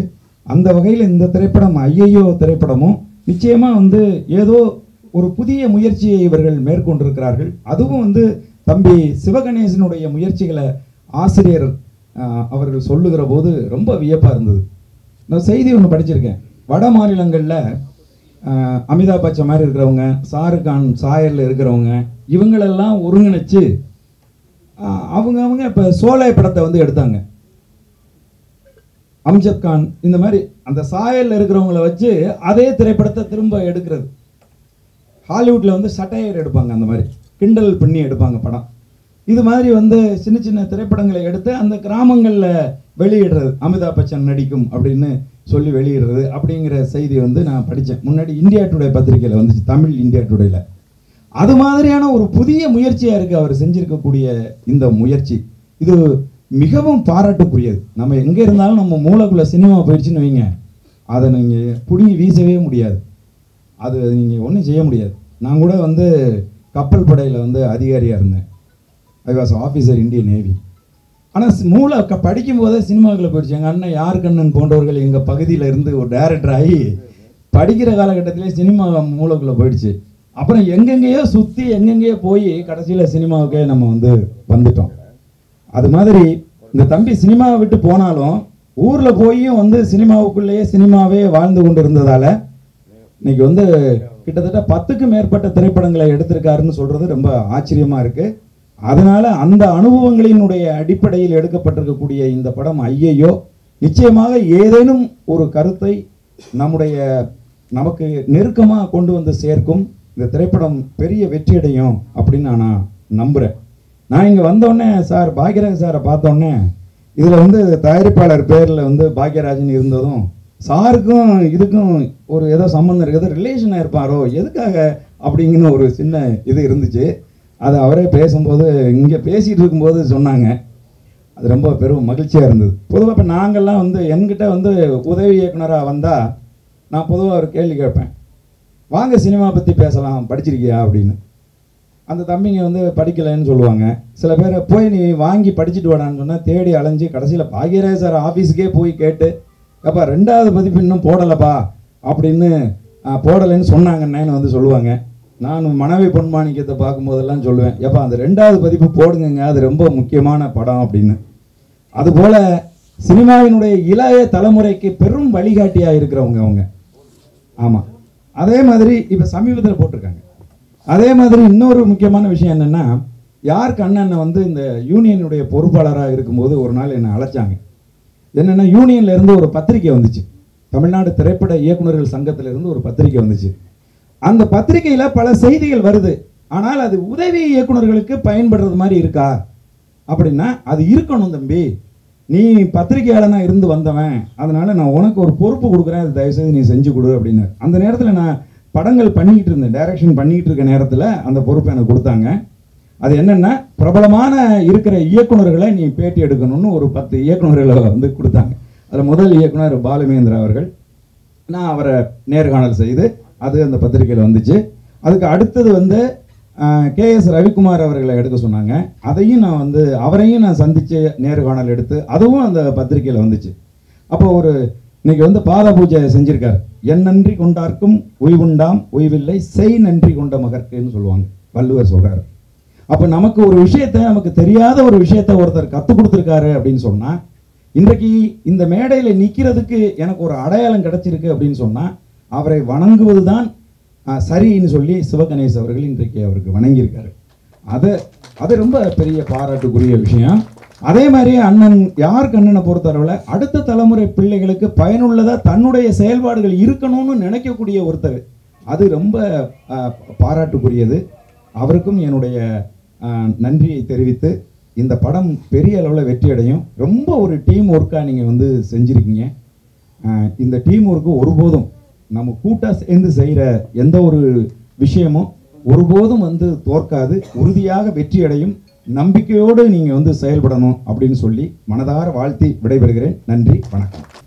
சந்தித்து சங்கமிக்கிற மந்தகாசமான இந்த மாலை நேரத்திலே ஊடக நண்பர்களையும் உங்களையும் சந்திப்பதில் பெருமகிழ்ச்சி அடைகிறேன். நான் பத்திரிகையாளனாக இருந்துதான் மகேந்திர சார்ட்ட ஒவ்வொரு நாளும் முயற்சி பண்ணுவேன். பாக்யராஜ் சார்ட்ட நான் தொடங்கிய ஒரு பத்திரிகைக்கு கூட அப்போ ஏவிஎம்-சி தியேட்டரில் அவர் இருந்தார். அகராதின்னு ஒரு பத்திரிக்கை, லெனின் சாரும் நானும் சேர்ந்து தொடங்கினோம். நெஞ்சத்துக்கு இல்லாத படம் அசிஸ்டன்ட் டைரக்டராக நான் வேலை செஞ்சுக்கிட்டு இருக்கிறப்போ ரொம்ப ஆர்வத்தோடு எழுதி கொடுத்தார் ஒரு கவிதை. அதாவது சினிமாக்காரர்கள் இலக்கியம் செய்தால் எப்படி இருக்கும் அந்த மாதிரி. அதனால் பத்திரிகையாளர்கள், ஊடக நண்பர்கள், இதுதான் இந்த சினிமாவை இன்னைக்கு வரைக்கும் அப்படியே ஒரு நல்ல தகுதி வாய்ந்த ஒரு நிலையில் கொண்டு சென்று கொண்டிருக்கிறது. அதனால் முதல் நன்றி என்னை ஆளாக்கிய பத்திரிகை துறைக்கும் ஊடகத்துறைக்கும். அடுத்ததா அண்மையில் நான் நிமாய் கோஷ் விருது வாங்கினேன். அதுக்கு முழு முதற் காரணம் பாக்யராஜ் சார். தென்னிந்திய திரைப்பட எழுத்தாளர் சங்க தலைவராக இருக்காரு. நான் 78 சினிமாவுக்கு வந்தேன். இதை வச்சு வயசெல்லாம் கணக்கு போடாதீங்க. 78 ஏணிப்படிகள்ன்ற படத்தில் அசிஸ்டன்ட் டைரக்டர், டைலாக் அசிஸ்டன்ட். அதாவது டைரக்டர் வந்து அதில் பி மாதவன், தயாரிப்பாளர் சேது மாதவன் அவர்கள், அசோசியேட் தேவராஜ் மோகன், அதில் வந்து மகேந்திர சார் திரைக்கதை வசனம். நான் முதலில் வேலை செய்த படத்தோட டைட்டில் ஏணிப்படிகள். அந்த மாதிரி அமைஞ்சது ஏணிப்படிகள் அப்படின்னு. எம்ஏ முடிச்சு பாடலாசிரியராக வரணும் அப்படின்னு நினச்சி வந்த என்ன, நீங்கள் எங்கிட்ட உதவியாளராக இருக்கீங்களான்னு அவர் கேட்டார். அதாவது தகுதி அறிந்து ஒரு இயக்குனர் உதவி இயக்குனரை தேர்ந்தெடுக்கிறத முதல்ல அங்கே பார்த்தேன். அதுக்கு பிறகு நல்லா வெளில வந்து ஒரு படம் ஃப்ளாப் கொடுத்தேன், வடிவங்கள்னு. யாருக்கும் பல பேருக்கு தெரியாது. ராதிகா, சுகாசினி, சாருஹாசன் எல்லாம் நடிச்ச படம். அதற்கு பிறகும் என்னோட இயக்குனர் என்னை கூப்பிட்டார், எப்படியாவது கண்ணனை கூட்டிட்டு வாங்க, அவர் இந்த படத்தில் வேலை செய்யணும்னு. அந்த படம் கை கொடுக்கும் கை. ரஜினிகாந்த் சாரு, ரேவதி எல்லாம் நடிச்சு, விஜயகுமார் சார், மஞ்சுளா தயாரிக்க, கேஆர்ஜி நிர்வாக தயாரிப்பாளர், ஜிவி வந்து அதில் ஃபைனான்ஸு. ஆனா எந்த தோல்விகளும் நிரந்தரம் இல்லை அப்படின்றதுக்கு ஒரு உதாரணம். பின்னடைவு கூட ஏதாவது ஒரு காரணம் கருதி இருக்கும் அப்படின்றதுக்கு ஒரு அழுத்தமான அடையாளம் இந்த கை கொடுக்கும் கை. டைரக்டர் ஆயிட்டு இன்னொரு டைரக்டர்கிட்ட திரும்ப போய் வேலை செய்யறதான்னு எல்லாரும் நினைக்கலாம். ஆனால் டைரக்டர் கூப்பிடுறாரு, பாக்யராஜ் சார் சொல்லுவார் இல்லையா, டைரக்டர்னு. அப்போ சமகாலத்தில் அதை சூரியலாத சித்திரங்கள், ஒரு கை ஓசை, தூரல் நின்று போச்சு, எல்லாரும் நெகட்டிவா டைட்டில் வைக்கிறாருமாங்க. ஆனா நெகட்டிவா டைட்டில் வச்சு சினிமாவை பாசிட்டிவா ஆக்கின ஒரே கேரக்டர் அவர் தான். அப்போ மகேந்திர சாரை பார்க்க வருவார், படம் பார்க்க சொல்லி. இந்த மாதிரி கை கொடுக்கும் கை நான் திரும்ப இயக்குனர்கிட்ட வேலை செய்ய போனப்போதான் தானு சார் வந்து அங்கே டிஸ்ட்ரிபியூட்டராக வர்றாரு, என்எஸ்சி டிடி வாங்கியிருக்காரு. அப்போ ரஜினி சாருக்கு கூட பின்னணி குரல் பதிவு டப்பிங் பண்ணுற வேலையை என்னுடைய இயக்குனர் அமரர் மகேந்திரன் சார் வந்து என்னை நம்பி விட்டுட்டு போவார். அது வந்து அதுதான் இப்போ கொஞ்ச நேரத்துக்கு முன்னே எல்லாம் பேசினாங்கல்ல, தகுதிகளை வளர்த்து கொள்வது. நான் எம்ஏ தமிழ் இலக்கியம் முடித்து எம்ஃபில், அது பிஹெச்டி போகிற அளவில், அதாவது இயக்குனர் தமிழ்ல ஏதாவது ஒரு எங்கேயாவது யாருக்காவது ஒரு சந்தேகம் வந்தா கண்ணனை கூப்பிடுங்க, ஒரு டைட்டில் வச்சா கண்ணனை எழுதி காட்ட சொல்லுங்க. அதனால்தான் என்னுடைய கையெழுத்திலேயே உலகத்திலேயே முதலாக ஒரு கவிதை தொகுப்பு என்னுடைய கையெழுத்திலேயே வந்தது. அதான் அசிஸ்டன்ட் டைரக்டர் தகுதிகளை மேம்படும். அதுக்கப்புறம் முக்கியமான தகுதி சின்சியாரிட்டி, ஹானஸ்ட், நேர்மையாயிரு, அதே மாதிரி சின்சியராயிரு. இந்த ரெண்டு விஷயம் நான் என் வாழ்க்கையில் கடைப்பிடிக்கிறேன். என் டைரக்டருக்கு எப்படி நான் சின்சியராக நேர்மையாக ஆனஸ்டாக இருக்கணும், அதே மாதிரி சினிமாவிற்கும் நான் ரொம்ப சின்சியர். சினிமாவை நான் நேசிக்கிறேன், சினிமா என்னை நேசிக்கிறது. இன்னைக்கு வரைக்கும் சினிமா சாப்பாடு சாப்பிட்றேன், இந்த சினிமா வெளிச்சத்தில் இருக்கிறேன். என்னுடன் பயணத்தில் வந்த பல பேரை காணும். வேற ஒன்றும் பெரிய டேலண்ட் எல்லாம் கிடையாது, திறமை அது இது எல்லாம் சின்சியாரிட்டி.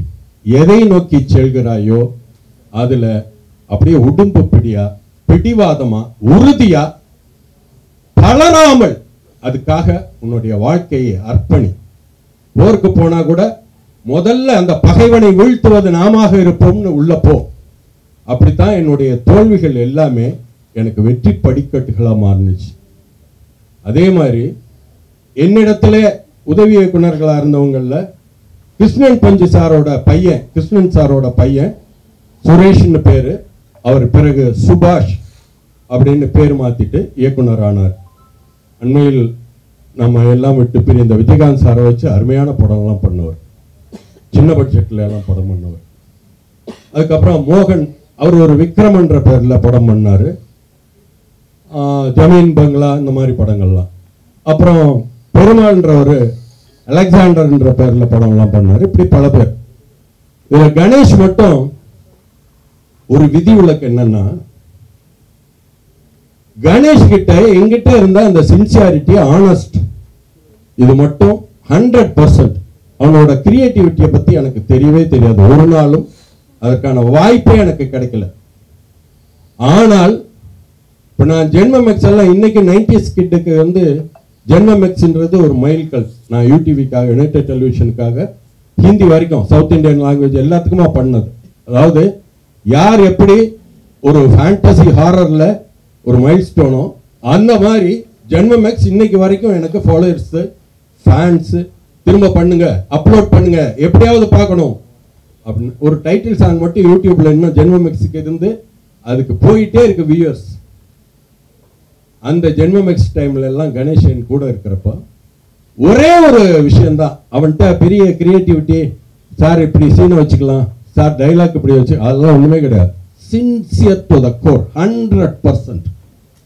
நான் விடிய விடிய ஷூட் பண்ணுவேன், சுடுகாட்டில் உட்காந்து சாப்பிட சொல்லுவேன், சாப்பிட்டுக்கிட்டு இருக்கிற ஆர்டிஸ்ட் கிட்ட தட்டை பிடுங்குவேன், ஷார்ட்.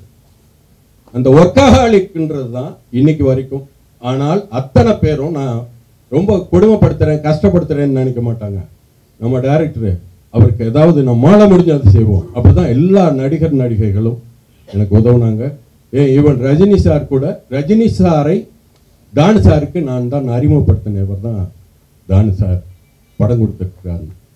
அதற்கு பிறகு அதே ரஜினி சார் வீட்டில் யார் படத்துக்காக கிளைமாக்ஸில் ஒரு 1 hour கொடுங்கன்னு கேட்டேன். ஆனால் ரஜினி சார் ஒரு திறமையான உதவி இயக்குனர்ன்ற ஒரே ஒரு தகுதி தான் எனக்கு, சரியான உதவி இயக்குனர் அப்படின்ற தகுதி. இப்போ சொல்றேன், உலகத்திலேயே மிகச்சிறந்த உதவி இயக்குனர்ன்ற கர்வம், இருமாப்பு, மமதை எல்லாமே எனக்கு உண்டு. இயக்குனர், சிறந்த இயக்குனர்லாம் என்ன சொல்லிக்க மாட்டேன். அந்த ஒரே தகுதிக்காக ரஜினி சார் நான் 1 hour தான் கேட்டேன், ஒரு நாள் பூரா தரேன் கண்ணன், நீங்க ஷூட் பண்ணீங்க அப்படின்னு சொல்லிட்டு யார்ல கிளைமேக்ஸ்ல எனக்காக நடிச்சு கொடுத்தார். ₹1 கூட வாங்காமல் எனக்காக அவர் சொன்னார். கணேஷ் என்கிற ஒரு, அதாவது ஒரு ஹானஸ்டான ஒரு உதவியாளன், நம்பிக்கையானவன் திடீர்னு காண போயாச்சு. எனக்கு கொஞ்சம் கஷ்டமா இருந்துச்சு, நமக்கு இப்படி ஒரு ஆள் இல்லையே. இன்னும் சொல்ல போனா ஒரு நான் அதாவது ரொம்ப கஷ்டம்னு ஒரு ஆள்கிட்ட பணத்தை கொடுத்துட்டேன். எனக்கு எப்பவுமே இந்த ப்ரொடக்ஷன்லேருந்து வர பணத்தை ஏதாவது ஒரு ஷூட்டிங்க்கு செலவு பண்ணணும், அதை ஒருத்தர் கொடுத்துட்டு படாத பாடுபட்டேன். அதை வசூல் பண்ணுறதுக்கு கூட நான் கணேஷ் அனுப்புவேன்.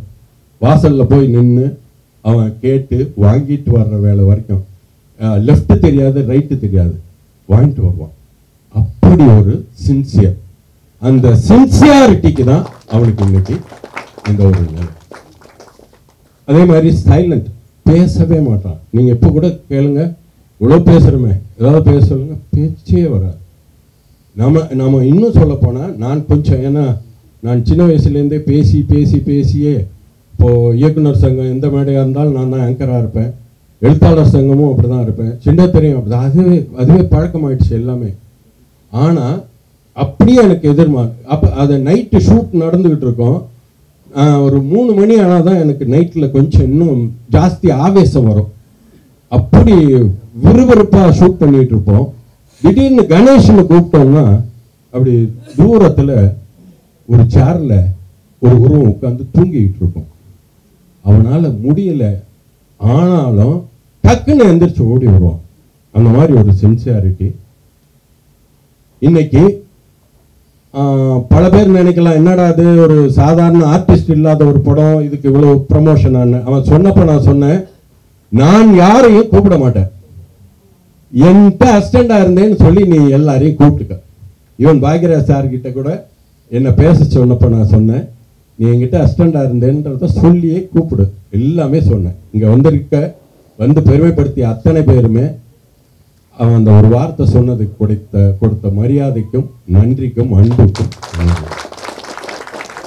நான் 90கள்லேருந்து இந்த ட்ரேட் யூனியனில் செய்த சேவைக்கு, சினிமாவுக்கு நான் சின்சியராக இருந்ததுக்கு, எனக்கு களஞ்சியத்தில் ஆரம்பித்து சாரு, பேரரசு, மனோஜ்குமார், பிரபாகர், இன்னும் சண்முக சுந்தரம், பாலசேகரன், நம்ம சாரு, இன்னும் எத்தனையோ பேர் இருக்கிறாங்க. எல்லாருக்கும் ஆனால் நான் இப்போ சொல்கிறேன், இந்த படம் நல்ல படமா இல்லை ஓடுமா இதெல்லாம் பட்ஜெட்டை பொறுத்தது இல்லை. ஏன்னா இதே மாதிரி ஆளுக்கு ஒரு 50,000 ரூபாய் போடுங்க அப்படின்னு சொல்லி நான் ஒரு 4-5 பேரை சேர்த்து ஒரு படம் பண்ண ஆரம்பித்தேன். வேற வழி இல்லை. சினிமா நமக்கு வெத்தலை பாக்கு கடை வைக்க தெரியாது, ஒரே கடை வைக்க தெரியாது. Cinema cinema cinema.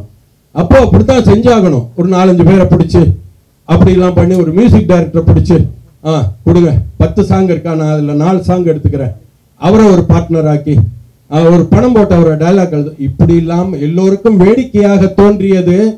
ஆனால் அந்த படம் சில்வர் ஜூப்ளி படம், நம்ம ஊரு நாயகன். ஆளுக்கு 50,000 ரூபாய் போட்டு எடுத்த எந்த முயற்சியும் வீண் போகாது.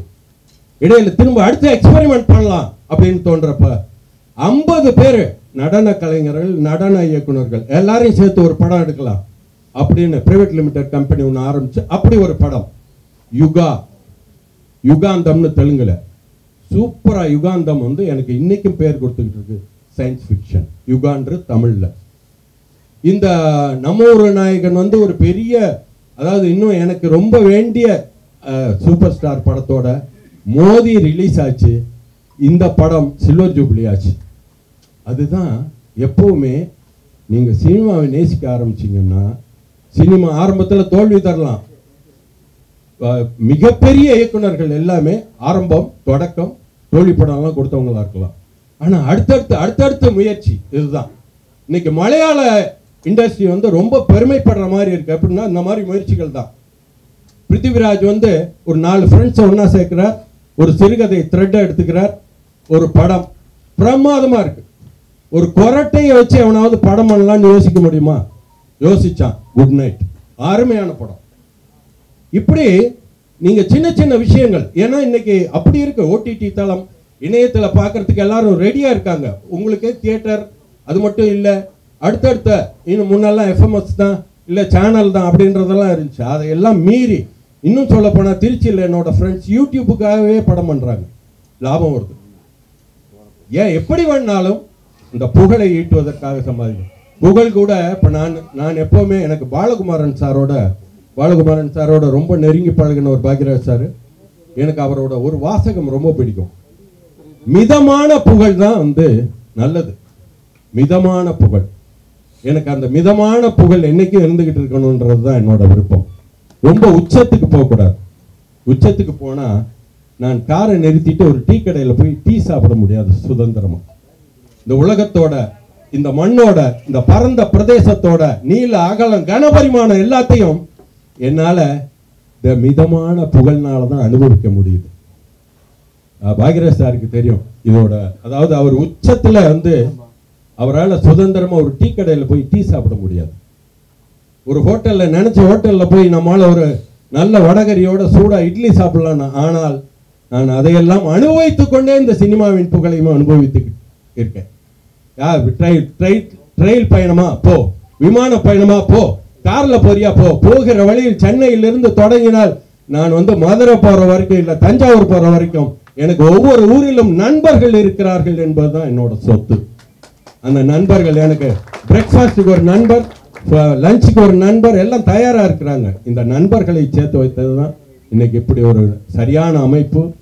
அதே மாதிரி நம்முடைய மனோஜ்குமார் அவர்களின் குரு, பாக்யராஜ் சாரோட குரு பாரதி ராஜா அவர்கள், நான்லாம் வந்து மகேந்திர சாரோட ஏணிப்படிகள், பகலில் ஒரு இரவு, காளி, ரிஷிமூலம், ஹிட்லர் மாநாத்து எல்லாம் போய் முள்ளுமலர் மெண்டில் போய் உதிரி பூக்கள், பூட்டாத புட்டுக்கள், மெட்டி, நண்டு, ஜானி, நெஞ்சத்தைக்கு இல்லாது, கை கொடுக்கும் கை, இதெல்லாம் ஒரே ஒரு டைரக்டர்கிட்ட மகேந்திர சார்கிட்ட.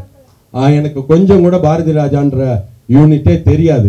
ஆனால் இந்த இயக்குனர் சங்கம், படைப்பாளி, எழுத்தாளர் சங்கம் அப்படின்லாம் வந்த பிறகு நாங்கள்லாம் அப்படி மெர்ஜானம் பாருங்க. அதற்கு ஈடு இணை எதுவுமே கிடையாது. அதுதான் காரணம். எனக்கு சம்பந்தமே இல்லாத பாலச்சந்தர் சார் என்னை கூப்பிடுவார், 1/2 மணி நேரத்தில் நீ மயிலாப்பூர் வர்றேன்னு. ஓடு வேணாம், கார் எடுத்துக்கிட்டு. எல்லாமே இந்த சங்கங்கள் தான், இயக்குனர்கள் சங்கம், எழுத்தாளர்கள் சங்கம், எல்லாமே என்னை இப்படியெல்லாம் இந்த மாதிரி ஒரு அருமையான ஒரு சூழல்ல மாற்றி அமைத்தது. அதனால வெறும் ஒரு டைரக்டரா இருந்தோம், ரைட்டரா இருந்தோம் அப்படின்றது வாழ்க்கை இல்லை. நீ சார்ந்த சமுதாயத்திற்கு, நீ சார்ந்த சினிமாவிற்கு உன்னாலான எதையாவது செய், ஒரு சின்ன துரும்பையாவது அள்ளி போடு அப்படின்ற மாதிரி இன்னைக்கும் நான் வந்து செயல்பட்டுக்கிட்டு இருக்கேன். அதனாலதான் சார் தலைவராக இருக்காரு, நான் துணை தலைவராக இருக்கேன் தென்னிந்திய திரைப்பட எழுத்தாளர்கள் சங்கத்தில். சந்தோஷம், ப்ரௌடா இருக்கு எங்களுக்கெல்லாம். ஏன்னா இன்னைக்கு நீங்க கவலையப்பட வேண்டாம், சாதாரண விஷயம் இல்லை. நான் மலையாள படத்துல இந்த மாதிரி கூட்டு முயற்சி எல்லாம் நடக்குதுன்னு சொல்றேன். ஆனால் தமிழ்நாட்டில் இருக்கிற எழுத்தாளர்கள், கலைஞர்களை ஒப்பிட்டால் நார்த்லையும் சரி, மற்ற அதாவது ஒரு ஸ்டேட்லையும் சரி, யாருமே இந்த அளவுக்கு ஒரு விற்பனர்களோ அந்த மாதிரி திறமைசாலிகளோ இல்லை அந்த வேலை நேரத்தை செய்கிறவங்களோ கிடையாது. உண்மை, சத்தியமான வார்த்தை. அதனால தான் தமிழ்நாட்டிலேருந்து யார் போனாலும் ஹிந்தியில எல்லாம் கொண்டாடுறாங்க. நம்மளை மாதிரி சீக்கிரம் எந்திரிச்சு இரவு லேட்டாக பழக்கிறது, அதாவது ஒய்ஃப் செய்கிற வேலை மாதிரி நம்ம டைரக்டர்ஸ் எல்லாரும், நம்ம அது குறிப்பாக சென்னையில் தயாராகிற எல்லாருமே.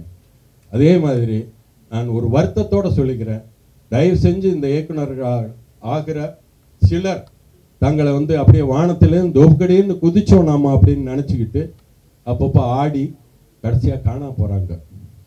அப்படிலாம் ஆடாமல் நிதானமாக, அமைதியாக, ஆழ்கடல் மாதிரி அப்படியே இருக்கிற எல்லாருமே நிச்சயமா காலத்தை கடந்து இருக்க முடியும். நான் இருக்கேன், அதுக்கு உதாரணம். எனக்கு எந்த ஆட்டமும் கிடையாது. நான் சின்சியரா இருக்கிற மாதிரி கணேஷ் சின்சியர், அவன் வருவான், இது இல்லைனாலும் அடுத்ததுல வருவான். அதனால நான் அவனை இன்னைக்கே வருவேன். ஏன்னா இங்க சினிமாவில் மட்டும் அங்கே நமக்கு காஃபி கொடுக்கறதுக்காக வர ஒரு ஆள் நாளைக்கு ப்ரொடியூசரா வந்து நிற்பார். இங்க மேக்கப் டச்சப் பண்ணிக்கிட்டு இருக்கிற ஒரு ஆள், சாருக்கு நல்லா தெரியும், ஒரு ஹீரோயினுக்கு டச்சப் பண்ணிக்கிட்டு இருந்தார். அப்போ எல்லா லாங்குவேஜ்லையும் தயாரிப்பாளராகி விநியோகஸ்தராகி, இது வேற எங்கேயுமே நடக்காது, சினிமாவில் மட்டும்தான் நடக்கும். அதே மாதிரி நீங்கள் தவறுதலாக சினிமாவை பார்க்கிற யாராவது இருந்தால் கூட இன்று முதல் மாற்றிக்கொள்ளுங்கள். சினிமாவை மாதிரி தெய்வீகமான தொழில் வேற எதுவுமே கிடையாது. அதான் சத்தியமான வார்த்தை. ஏன்னா நீங்க மற்றது எல்லாமே நீங்க வந்து வெறும் காசுக்காக செய்வது, இதுதான் ஆத்மாவுக்காக செய்வது, உயிருக்கு உயிராய் செய்வது. எப்படி தமிழை நான் வந்து உயிராய் நினைக்கிறேனோ அதே மாதிரி இந்த சினிமாவை, திரைப்பட துறையை உயிராய் நினைக்கிறேன். அது இன்னும் நீங்க வந்து அதான் பிரபாகர் சொன்னார்ல 80 வயதுன்னு, இதுக்கு வயது வரம்பே கிடையாது, ரிட்டையர்மெண்ட்டே கிடையாது. தாதா மிராசி அந்த வயசுலயும் ஒரு மாடலிங்கா நடிச்சார். யாருக்கு என்ன வயசு இருக்கு? நீங்க அதே மாதிரி விஆர்எஸ் கிடையாது, விருப்ப ஓய்வு கிடையாது, அதே மாதிரி பென்ஷன் கிடையாது. ஆனால் திடீர்னு நாளைக்கே நினைச்சா பிரபாகர் வீட்டுல 10 கோடி வந்து கொட்டும், பாலசேகரன் வீட்டுல கதவை தட்டுவாங்க. 8 இடத்துல முயற்சி பண்றப்ப 9வது இடத்துல இருந்து பாலசேகரன் இந்த மாதிரி ஒரு கதை பண்ணுங்கன்னு வருவாங்க. இதெல்லாம் உண்மையிலேயே நடக்கும். சண்முகசுந்தரம் சாருக்கு தெரியும், ஒரு சிறு கதை நாட்டு கிடைச்சிடுச்சுன்னா ஹிந்தி வரைக்கும் போய் விற்கலாம் கோடிக்கணக்கில். சினிமாவில் மட்டும்தான் முடியும். அந்த மாதிரி ஒரு வெற்றியை கணேஷ் வருங்காலத்தில் அடைய வேண்டும். ஐயோ இந்த படம் ஓடிடுச்சா, ஐயோ இந்த படம் வெற்றி படமா, ஐயோ கணேஷ் பெரிய டைரக்டர் ஆயிட்டானா அப்படின்றதுக்கு ஆரம்பமா இந்த ஐயோ இருக்கட்டும். வாழ்த்துக்கள், நன்றி, வணக்கம். எல்லாருக்கும் வணக்கம் சார். நண்பர் களஞ்சியம் சாரு, பேரர் சாரு, யார்கரன் சாரு, பிரபாகர் சாரு, எங்கள் தலைவர் பாக்யராஜ் சார், இவங்க எல்லாமே வந்து Kalanjiyam sir, Sasi sir, Karunakaran sir எல்லாருமே நாங்கள் ஒரு மரத்து பறவைகள். ஒரே இடத்துல வந்து கூடி நிறைய விஷயங்களை பண்ணியிருக்கோம். நிறைய வந்து ஆரம்ப கடத்துலேருந்து வந்தோம். ஒரு விஷயம் சொல்கிறேன், ஐயோ அப்படின்னு ஒரு டைட்டில் வந்து பத்திரிக்கை கொடுத்தாங்க. எனக்கு ரொம்ப ஆச்சரியமா இருந்துச்சு. டைட்டில் பரவாயில்லையே, ஒரு மாதிரி வித்தியாசமாக யோசிச்சிருக்காங்கன்னு பார்த்தேன். இங்கே வந்து பார்த்தா எல்லாத்துலேயுமே ஒரு சின்ன சின்ன நேர்த்தி, சின்ன சின்ன விஷயங்கள், இப்படி எல்லாத்துலேயுமே வந்து ரொம்ப நல்லா பண்ணியிருந்தாங்க. ரொம்ப ஆச்சரியமா இருந்து. அப்போ நான் அவர்கிட்ட கேட்டேன், நீங்கள் யார் அசிஸ்டன்ட் சார்னு கேட்டேன். யார்கரன் சார் அசிஸ்டன்ட் சொன்னார். அப்போவே எனக்கு தெரிஞ்சு போச்சு. ஏன்னா யார்கரன் சார் வந்து எல்லாத்துலேயும் ஒரு ப்ரொஃபஷனாக இருப்பார். ரொம்ப ஒரு தமிழோட நாங்கள் அடிக்கடி அவரோட தகராறு பண்ணுவோம். ஒரு சின்ன எழுத்து விசானா கூட கரெக்டாக பிடிச்சி கேட்பாரு. ஸோ அப்படிப்பட்டவர்கிட்ட ஒருத்தர் வந்து உதவியாளராக இருந்திருக்காருன்னா நிச்சயமாக வந்து கண்டிப்பாக வந்து அவர் எல்லா விஷயங்களும் கற்றுக்கிட்டு தான் அவருக்கு வந்திருப்பாரு அப்படிங்கிற ஒரு விஷயம் தோணுச்சு எனக்கு. அப்புறம் வந்து இன்னொரு விஷயம் என்னன்னா, சில பேர் வந்து நம்ம தூரத்துல இருந்து பார்க்கும்போது பார்த்தீங்கன்னா பயப்பா இருக்கும். கிட்ட போக போக நமக்கு வந்து அது வந்து சாதாரணமாய் போகும். ஹலோ, அப்படி வந்து நான் பாக்யராஜ் சார் வந்து தூரத்திலிருந்து பார்த்துருக்கேன். அந்த காலத்தில் நான் வந்து அவருடைய ரசிகர் மன்ற தலைவராக கோயம்புத்தூர் இருந்திருக்கேன். அவரை பார்த்தா சென்னைக்கு வந்தேன். நான் இதை வந்து இயக்குனர் சங்கத்தில் தெரிவிக்கணும்னு சொல்லி ஒரு இதுக்காக நான் வந்தேன். ஒரு இயக்குனராக மட்டும்தான் நான் அவரை வந்து பார்த்தேன். அதுக்கப்புறம் வந்து கிட்ட போகும்போது கூட எனக்கு அந்த பிரமிப்பு மாறவே இல்லை. ஒவ்வொரு செகண்டும் பார்த்தீங்கன்னா வந்து அவர் வந்து ரொம்ப நேர்மையான ஒரு ஒருத்தர் அப்படிங்கிறது மட்டும் எனக்கு வந்து நிறைய விஷயங்களை பார்க்கும்போது, பேசும்போதும், எல்லா விஷயங்களையும் பார்க்கும்போது தெரிஞ்சுது. ரொம்ப நேர்மையானவர். அவருடைய இன்னைக்கு பிரசன்ஸ் வந்து சிவகணேசன் மாதிரி ஒரு புதிய ஆட்களுக்கு வந்து நிச்சயமா வந்து ஒரு நல்ல விஷயமா இருக்கும். அப்புறம் வந்து என்னென்ன தோணுச்சுன்னா வந்து ஐயோ அப்படின்னு முடியாம ஆனந்தமேனு முடிஞ்சா நல்லா இருக்குன்னு தோணுச்சு. நிச்சயமா வந்து இந்த படக்குழுவினருக்கும் உங்களுக்கும் வந்திருக்கிற எல்லாருக்கும் வாழ்த்துறேன். ரெண்டாவது இன்னொரு விஷயம், இந்த இயக்குனர் சங்கத்தில் வந்து நிறைய இயக்குனரோட ஆன்மாக்கள் வந்து நிச்சயமா வந்து சுத்திட்டு இருக்கும். அவங்க வந்து நிச்சயமா வந்து இந்த படம் வெற்றியடைன்னு வாழ்த்துவாங்க. நிச்சயமா வந்து வாழ்த்துறேன்னு சொல்லி வேண்டிக்கிறேன். நன்றி. என்னன்னா படத்தினுடைய டைட்டில் தான் ஐயோ. பேசுறவங்க அந்த ஐயோன்னு மட்டும் ஆரம்பிச்சு பேசணும். ஆனால் அவங்க பேசும்போது அங்கே கீழே இருக்கிறவங்க ஐயோ எப்படா முடியும் அப்படிங்கிற லெவலில் நினச்சிட வேண்டாம் அப்படின்னு சொல்லி ஒரு வார்த்தை சொல்லி வைங்க அப்படின்னு. உடனே பேரரசு உதயகுமார் கரெக்டு தான். ஆனால் நம்மளெல்லாம் இன்சல்ட் பண்ணுற மாதிரி ஏதாவது யாராவது நினச்சிட்டாங்கன்னா என்ன பண்ணுறது? அதனால் அவங்கக்கிட்ட சொல்லி அது சொல்லுங்கன்னு சொன்னால் அது அவங்களுக்கும் கொஞ்சம் சார் நான் எப்படி இதை சொல்கிறதுன்னு நினைப்பாங்க. அப்புறம் பார்த்தா ஆரம்பித்தாங்க. அப்புறம் அதுக்கு தேவைப்படாத அளவுக்கு எல்லாருமே ஒரு லிமிட்டாக ஐயோ அப்படின்னு பேசினாங்க. கடைசியில் யாருக்குன்னு பேசும்போது ஐயோ அதை மிஸ் பண்ணாமல் சொல்லியிருக்கணுமே, அவர் பேசும்போது சொல்லியிருந்துருக்கலாமே அப்படின்னு சொல்லி தோணுச்சு. ஆனால் பரவாயில்ல, அவருடைய சிஸ்டர் அப்படின்னு சொல்லும்போது அவர் டைம் எடுத்து பேசிதான்.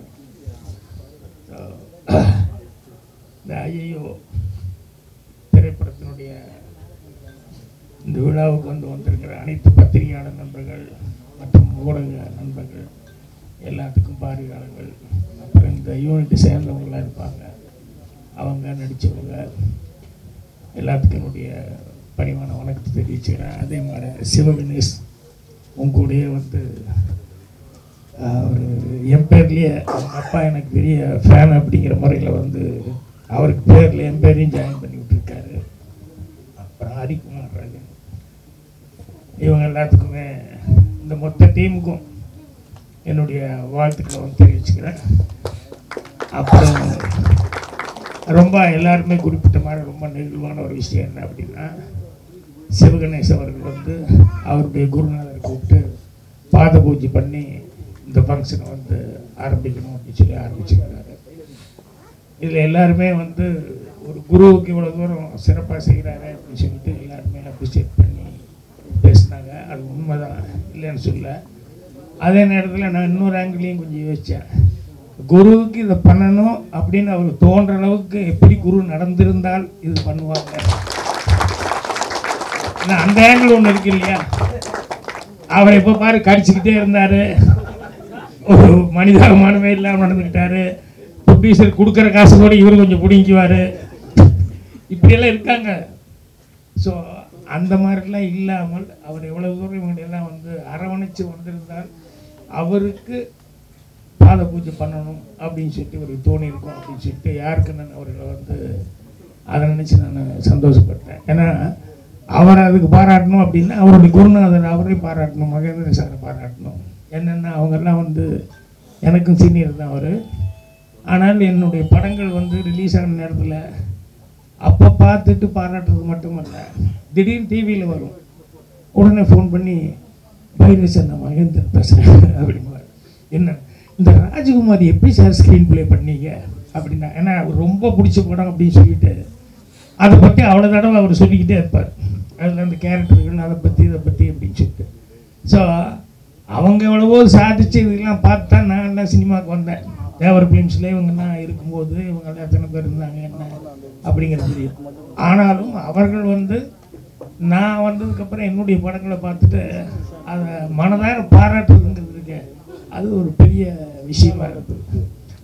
அதே மாதிரி பாலு மகேந்திர சார் எனக்கு ஒரு நாள் சொன்னேன், என் படம் காப்பி ரெடி ஆனோடனே அவர் 2 தடவை காப்பி ரெடி ஆகிடுச்சான்னு லேபில் கேட்டுக்கிட்டே இருக்காருன்னு. என்ன காப்பி ரெடி ஆனோடனே அங்கே போய் உட்காந்து அவர் படம் பார்த்தாரு, டார்லிங். அப்புறம் பார்த்துட்டு அப்புறம் யாரோ தெரிஞ்சவங்ககிட்ட சொன்னார், இப்படி ஒரு போல்டாக இவ்வளோ தைரியமாக இப்படியெல்லாம் ஒரு கிளைமேக்ஸ் பண்ணுறதுங்கிறது நினச்சே பார்க்க முடியல எனக்கு அப்படின்னு சொல்லிட்டு பாராட்டினாங்க. அது மாதிரி அவங்கெல்லாம் வந்து அதே மாதிரி பாலச்சந்தர் சார் மௌனகீதங்கள் படம் பார்த்துட்டு அங்கேயே வெளியே வந்து மேனா தேட்டரில் ரொம்ப நேரம் எப்படி இப்படி ஒரு பொசிட்டிவான ஒரு கேரக்டர், இந்த சரிதாகிட்டு இவ்வளோ விஷயம் இருக்கா, நான் தான் இன்ட்ரடியூஸ் பண்ணேன், எனக்கு தெரியல அந்த பொண்ணுக்கு இவ்வளவெல்லாம் நடிக்க தெரியும் அப்படிங்கிறது எனக்கு தெரியல, எப்படி இப்படி வேலை வாங்கினீங்க எனக்கு ஒன்றுமே புரியல, எப்படி இப்படி ஒரு கேரக்டரைசேஷன் பண்ணீங்க அப்படின்னு சொல்லிட்டு ஒரு அரை மணி நேரம் 3/4 மணி நேரம் மற்றவங்கெல்லாம் என்கிட்ட பேசுறதுக்கு சான்ஸ் இல்லாத அளவுக்கு. ஏன்னா இப்போ பெரிய அவர் பேசிகிட்டு இருக்காருங்கும் போது யார் பேசுவாங்க, எல்லோரும் வெயிட்டிங் இருந்தாங்க. அப்புறம் அது முடிஞ்சு போயிட்டு அதுக்கப்புறம் அடுத்த நாள் பிரிண்ட் கொடுத்துட்டுருக்கிறேன் பிரசாத் லேபில். அப்போ ஃபோன் வந்தது, இன்னும் பாலச்சந்தர் சார் பேசணும்னு சொன்னார், இங்கேங்களா பேசணும்னு சொன்னாருன்னு சொல்லிட்டு அப்புறம் பிரிண்ட் கொடுக்க நிறுத்திட்டு போய் பேசினேன். அப்பவும் அரை மணி நேரம் படத்தில் அந்த ஸ்க்ரீன் ப்ளே அதை பற்றி சொல்லும்போது எவ்வளவு ஃப்ளாஷ்பேக் வச்சு செய்யலாம் அப்படின்னு சொல்லிட்டு உங்களுக்கு எப்படி துணிச்சல் வந்தது அப்படின்னாரு. அப்புறம் மறுபடியும் அதே மாதிரி வந்து 3 கேரக்டர் தான், அது அந்த சரிதாவெல்லாம் வந்து நீங்கள் பண்ண கேரக்டரைசேஷனுங்கிறது வந்து இப்போ யோசிச்சு பார்க்குறேன், எனக்கு என்ன நான் இப்படியெல்லாம் ஒரு கேரக்டர் திங்க் பண்ணாம விட்டேன் அப்படின்னாரு. அவர் மாதிரி தான் நானே எத்தனையோ படங்களை பார்த்துட்டு எத்தனையோ கேரக்டர்கள் நம்ம கிரியேட் பண்ண முடியாது, இன்றைக்கி வர்ற யங்ஸ்டர்ஸ் எல்லாம் கிரியேட் பண்ணிட்டுருக்காங்களே அப்படின்னு சொல்லிட்டு ஃபீல் பண்ணோம். உண்மையான கலைஞன் அப்படி தான் இருக்கணும். ஏன்னா எது சிறப்பானதாக ஒன்று பார்த்தாலும் இதை நம்ம மிஸ் பண்ணிட்டோமே, நமக்கு தோணாமல் போச்சே அப்படிங்கிற அந்த ஃபீலிங் இருக்கணும். அது மாதிரி அவங்க சீனியர்ஸு இவர் வந்து அவருக்கு பாத பூஜை பண்ணோடனே ஒவ்வொருத்தர் பற்றியும் சின்ன சின்ன ஃப்ளாஷ்பேக்கில் அப்படியே மைண்டுக்கு வந்தது. அது எனக்கு வந்து ரொம்ப சந்தோஷமாக இருந்தது. அப்புறம் அவர் ஒவ்வொரு பழனி அப்படின்னாங்க. பழனி எனக்கு ரொம்ப ஃபேவரட்டான ஊர். என்னென்னா இந்த சினிமா ஆசிரியர் சுற்றிக்கிட்டு இருந்தது இல்லையா ஆரம்பத்தில், அப்போ வந்து இவன் சரியாகவே இல்லை, படிப்பும் இல்லை, என்ன பண்ண போகிறான்னு தெரியல, அடிக்கடி வீட்டு விட்டு ஓடி போயிடுறேன் அப்படின்னு சொன்னோடனே யாரும் மைண்டு கொஞ்சம் சரியில்லைன்னு நினைக்கிறேன் அப்படிங்கிற மாதிரி சொல்லி இந்த பழனி கூப்பிட்டு போங்க, அங்கே வந்து இந்த கிரிவலம்னு ஒன்று இருக்குது, சித்திரை பின்னேழு வைகாசி முன்னேழு, அதில் வந்து அந்த கிரிவலம்னு சொல்லி அது ஒரு 4 கிலோமீட்டர் 5 கிலோமீட்டர் இந்த மலையை சுற்றி போகிறது, அந்த சஞ்சீவி காற்றுன்னு ஒன்று காற்று வீசும், அது பட்டது அப்படின்னு சொன்னோம்னா அது கொஞ்சம் தெளிவாகும் அப்படிங்கிற மாதிரி சொல்லி சொன்னேன். எங்கள் அம்மாவும் யாராவது சொன்னால் பையன் நல்லா வரணுமே அப்படிங்கிறதுக்காக போகலாம் அப்படிங்கிற மாதிரி சொல்லி வேணானது. இது எங்கள் அண்ணங்கிட்ட அடி வாங்கிறதுக்கு அது எவ்வளவோ பெட்டர்னு தோணுச்சு. ஏன்னா அவருக்கு சினிமானாலே பிடிக்காது, கேரம் போர்டானா பிடிக்காது, ஆனால் அங்கங்கே இந்த மாதிரி இடங்கள்ல தான் சுற்றிக்கிட்டே இருப்பேன் காலையிலேருந்து. ஸோ அதனால் ஒரு 15-20 நாள் ரிலீஃப் கிடைக்குது, 15 நாளைக்கு அப்படின்னு சொல்லி போகலாம் அப்படின்னு சொல்லிட்டு போனேன். போனால் 4 மணிக்கு எழுந்திரிக்கணும் அப்படின்னு. ஜெய்ஜோ இது என்னடா வம்பா இருக்குது, 4 மணிக்கு எந்திரிச்சு என்ன பண்ண போகிறேன்னு, இல்லை எந்திரிச்சு குழி, கிரிவலம் வருது ஒரு 4 கிலோமீட்ரு, அதுக்கப்புறம் தான் 6:30 மணி ஆகி போகும், அப்புறம் தான் மேலே போகிறதுன்னாங்க. ஒரே கோவம், இனி இப்படி வந்து அங்கே தப்பிச்சு இங்கே வந்து மாட்டிக்கிட்டு மாட்டேன் அப்படின்ட்டு. அப்புறம் போனால் அந்த கிரிவலம் சுற்றியுமே கோயில் இருக்குது எல்லா இடத்துலையும். போய் நின்று அப்படி கும்பிடலான்னு போனால் கலர் கலராக பிள்ளைங்க. உண்மையிலேயே அது கரெக்டான கிரிவலம்பா அப்படின்னு சொல்லிட்டு அது எல்லாம் சாமி இப்படி பார்த்து கும்பிட்டா நம்ம எதிர்த்தாப்புல தான் கும்பிட்டுருக்கோம். அவ்வளோ ஆனந்தமாக இருந்தது. இதுக்கு 4 மணி இல்லை 3 மணி கூட எழுந்திரிச்சு ரெடியாக அப்படின்னு சொல்லிட்டு முடிஞ்சதுக்கப்புறம் எங்கடான்னு சொல்லி பார்த்தா அவங்கெல்லாம் நாங்கள் தங்கியிருக்காங்க கல்யாண மண்டபம் அங்கே இங்கே அப்படின்னு சொல்லிட்டு. ஸோ டே டைமில் வந்து அப்புறம் அடுத்த வேலை ஸ்டார்ட் ஆகிருமில்ல, சைட் அடிக்கிறது அப்படின்ட்டு, அவங்க யார் இவங்க யார் அப்படின்ட்டு அதில் ஃப்ரெண்ட்ஷிப் பிடிக்கிறது அப்படின்னு சொல்லிட்டு அந்த மாதிரி அந்த பழனி கிரிவலம் அப்படின்னு சொல்லிட்டு எனக்கு அதை ரொம்ப ஃபேமஸ். நடுவில் இப்போ கூட சமீபத்தில் எப்பாவது கொஞ்ச நாளைக்கு கோயிலுக்கு போகணுன்னு ஏதாவது யாரும் மெயின்டைன் பண்ணாமல் ஒன்றுமே பண்ண முடியாது போல இருக்குது அப்படின்னு சொல்லிட்டு. ஸோ கொஞ்சம் பேர் வரும்போது இந்த பேரில் இந்த மாதிரி பிரச்சனைகள்லாம் நடக்கிறது உண்டு. பட் அவங்கெல்லாம் மகேந்திர சார் இவங்கெல்லாம் வந்து அந்த காலத்தில் எனக்கு ரொம்ப பிடிச்ச விஷயம் என்னென்னா, ஒரு கம்பெனியில் கதை கேட்குறாங்க, இவர் போய் ஒன்று சொல்கிறாரு, அது சரியாக வரலன்னா நீங்கள் என்ன மாதிரி எதிர்பார்க்குறீங்க அப்படின்னா, அவன் மகேந்திரன் போகிறான்னு வைங்க, அவர் சரி ஓகே ஆகலைன்னு தூயவன் அனுப்புகிறேன், தூயவன் இந்த மாதிரி ஏதாவது ஒன்று பண்ணுவாப்புல அப்படின்னு சொல்லிட்டு தூயவனுக்கு அனுப்புகிறேன். தூயவன் போய் பார்ப்பாரு, அங்கே வியாபாரம் பண்ணலன்னு இரு நாளைக்கு கலைஞானத்தை நான் அனுப்புகிறேன் அப்படின்பாரு. கலைஞானம் போய் அதுக்கும் எதாவது இருந்ததுன்னா மாறாவை அனுப்பலாமா அப்படிங்கிற மாதிரி.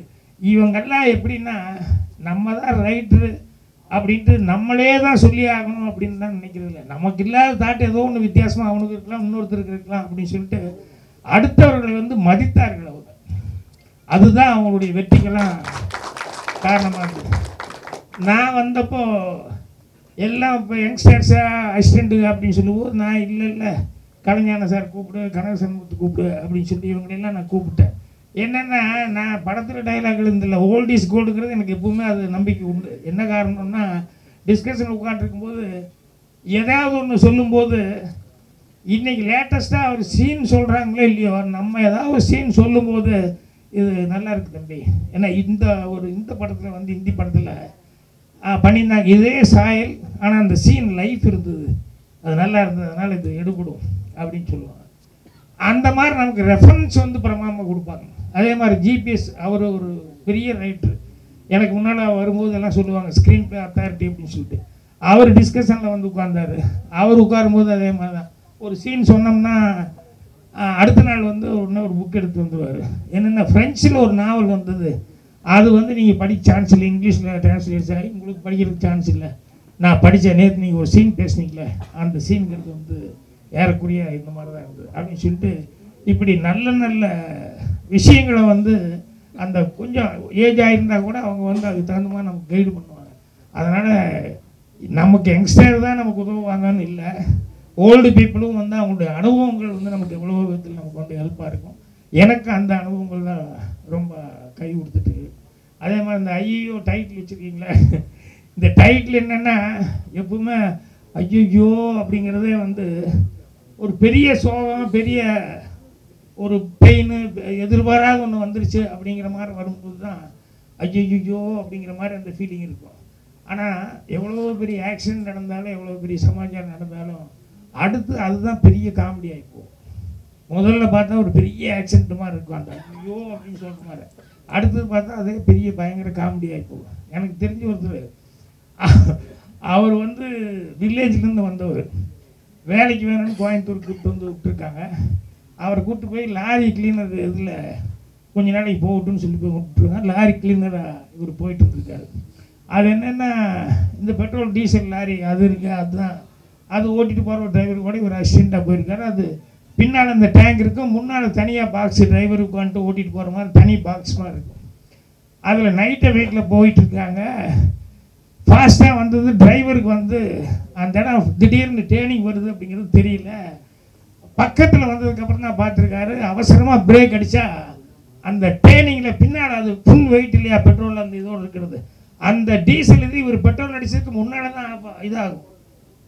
பின்னால் வந்து அந்த வெயிட்டில் அடித்தது பாருங்கள், இவர் தனியாக புட்டுக்கிட்டு போயிட்டாரு. முன்னால் இந்த பாக்ஸு அந்த இது பெட்ரோல் டின்னு அது தனியாக போய் பெட்ரோல் டேங்க்கு எல்லாமே ரோட் விட்டு போய் அந்த பக்கம் வயல்வெளியில் அப்படி விழுந்துருச்சு. விழுந்தா முக்கையடி. டிரைவரை அப்படி பார்க்குறான், டிரைவர் இவனை பார்க்குறாரு. அப்புறம் என்னடான்னா எப்படியாவது கொஞ்சம் எழுப்ப முடியுமான்னு, 1 இன்ச்சு கூட என்னால் நகர முடியல அப்படின்னு. அவர் நீங்கள் தான் பண்ண முடியுமா? 2 பேரும் அப்படியே பார்த்துட்டே படுத்துருக்காங்க, யாராவது வந்தால் தான் வந்து அப்படி. அப்புறம் அப்படியே பார்த்துக்கிட்டே இருந்தாங்க. அந்த நேரத்தில் இந்த வயலில் வந்து நைட்டில் இந்த நடை மாற்றி விடுறதுன்னு சொல்லுவாங்கள்ல, வாய்க்கால் தண்ணி வரப்பில் வந்துட்டு இருக்கு இல்லையா. இப்போ இது ஒரு 2 ஏக்கரை பாஞ்சதுக்கு அப்புறம் தான் அந்த வரப்பை வந்து நிறுத்தி வரப்பில் மாற்றி விடுவாங்க, நடை மாற்றி விடுறது. இவன் ராத்திரியில் லைட்டில் பந்தம் தான் வருவான். அந்த பந்தத்தை எடுத்துகிட்டு வந்தவன் வரப்பு மாற்றிக்கலான்னு ஒரு 1.5 கிலோமீட்டர் இவங்க உளுந்துருக்க இடத்துல சரி யாரோ ஒருத்தர் வர்றான் அப்படின்னு நினச்சிட்டு இருக்காங்க. இவன் உளுந்து அந்த பந்தத்தை இந்த வரப்போரமாக வச்சுட்டு மம்முட்டி எடுத்து மாற்றுறதுக்காக ட்ரை பண்ணிட்டு இருக்கு. அது என்னாச்சுன்னா சாஞ்சிடுச்சு. அது சாஞ்சொன்னி தண்ணியில் குப்புன்னு தீ பிடிச்சிது. அவன் அப்படியே ஷாக் ஆகிட்டான். அந்த தீ அப்படியே கப கப கப கபன்னு போக ஆரம்பிச்சோன்னே அவனுக்கு என்னென்ன தண்ணி தீ பிடிச்சிட்டு அது பாட்டில் போகுதுன்னு அவன் ஓடுறான் ஊருக்குள்ளே. இந்த 1 இன்ச்சு கூட நகர முடியாதுன்னு படுத்து இப்படியே பார்க்குறாங்க. என்ன ஏதோ அந்த வெறுப்பு வருதுன்னா, அப்புறம் பார்த்தா அது நம்மளை நோக்கி தான் வருது அப்படின்னா, என்னடா அது நம்மளை தண்ணி என்ன எரிஞ்சிட்டே வந்துட்டே இருக்கு என்னென்ன. அப்போ தான் பார்த்தானுங்க டேங்க் உடஞ்சி அந்த அது பெட்ரோல் அது போயிடுச்சு, அந்த இதில் கலந்து அப்படி போயிடுச்சு. இப்போ நெருப்பு பிடிச்சுன்னு நேரம் இங்கே தான் வருது. இங்கே டேங்க் இவன் பக்கத்தில் தான் இருக்கு. வருதுன்னு 1 இன்ச்சோட அப்படின்னு நினச்சாங்க பாரு. வந்து அந்த டேங்கிட்ட வந்தது. அப்புறம் டமால்னு சவுண்டு கேட்டு ஊரில் இருக்கிறவங்க ஓடி வந்தாங்க. ஓடி வந்ததுக்கப்புறம் பார்த்தா என்னடா இவங்க இங்கே டிரைவரு அப்படின்னா, இவன் இங்கே இப்படி ரோடுன்னு இந்த பக்கம் குழியில் விழுந்து கிடந்தாங்கல்ல, இப்போ அந்த பக்கம் குழியில் விழுந்து கிடக்காங்க 2 பேரும். எப்படி எந்திரிச்சான் இவன் அவனுக்கு கை விடுன்னு, இவன் அவனுக்கு கை விடுனான். ஆனால் அந்த டேங்க் வெடிக்க போகுதுன்னு எந்த ஸ்பீடில் எந்திரிச்சாங்க, எப்படி அங்கே போய் விழுந்தானுங்கன்னு தெரியல. அப்புறம் விழுந்துட்டு நம்ம பக்கம் இல்லையா நம்ம தான் அந்த ஸ்பீடில் வந்துட்டோம். அந்த ஐயோன்னு சொல்லி அவ்வளோ நேரம் பயந்துக்கிட்டு இருந்தது. கடைசியில் பார்த்தோம்னா அவங்களுக்கு லைஃப்பில் மிகப்பெரிய காமெடி ஆகிப்போச்சு. அந்த கிராமத்துக்காரன் வந்து என்கிட்ட சொல்லிட்டு இருக்கான். சொல்லும்போது எனக்கு நினச்சி பார்க்குறேன், சிரிப்பு கண்ட்ரோலே பண்ண முடியல. அதே மாதிரி இப்போ இங்கே ஹைதராபாத் போயிட்டு தெலுங்கு படம் தனுசுனானில் நடிக்கிற மாதிரி ஒரு படம். அங்கே எங்கசன் ராஜா வந்து தெலுங்கில் எடுத்த நரசிம்மராவ்னு ஒரு ப்ரொடியூசர் வந்தார். அந்த ப்ரொடியூசரு என்னை பார்க்க வந்தார். எங்கசன் ராஜா அவர் தான் தெலுங்கில் எடுத்தார், வெங்கடேசன் நடித்தாங்க. அவர் வந்து பார்க்க வந்தார். அவர் என்னென்னா சிரஞ்சீவி அவங்கெல்லாம் வந்து ஒரு ஃப்ளைட்டில் வந்து ஆக்சிடென்ட் ஆகிடுச்சுங்களா, திருப்பதி பக்கத்தில் வரும்போது பெட்ரோல் தீர்ந்து போச்சு. ஸோ என்ன பண்ணுன்னு தெரியல, எமர்ஜென்சி லேண்டிங்கு.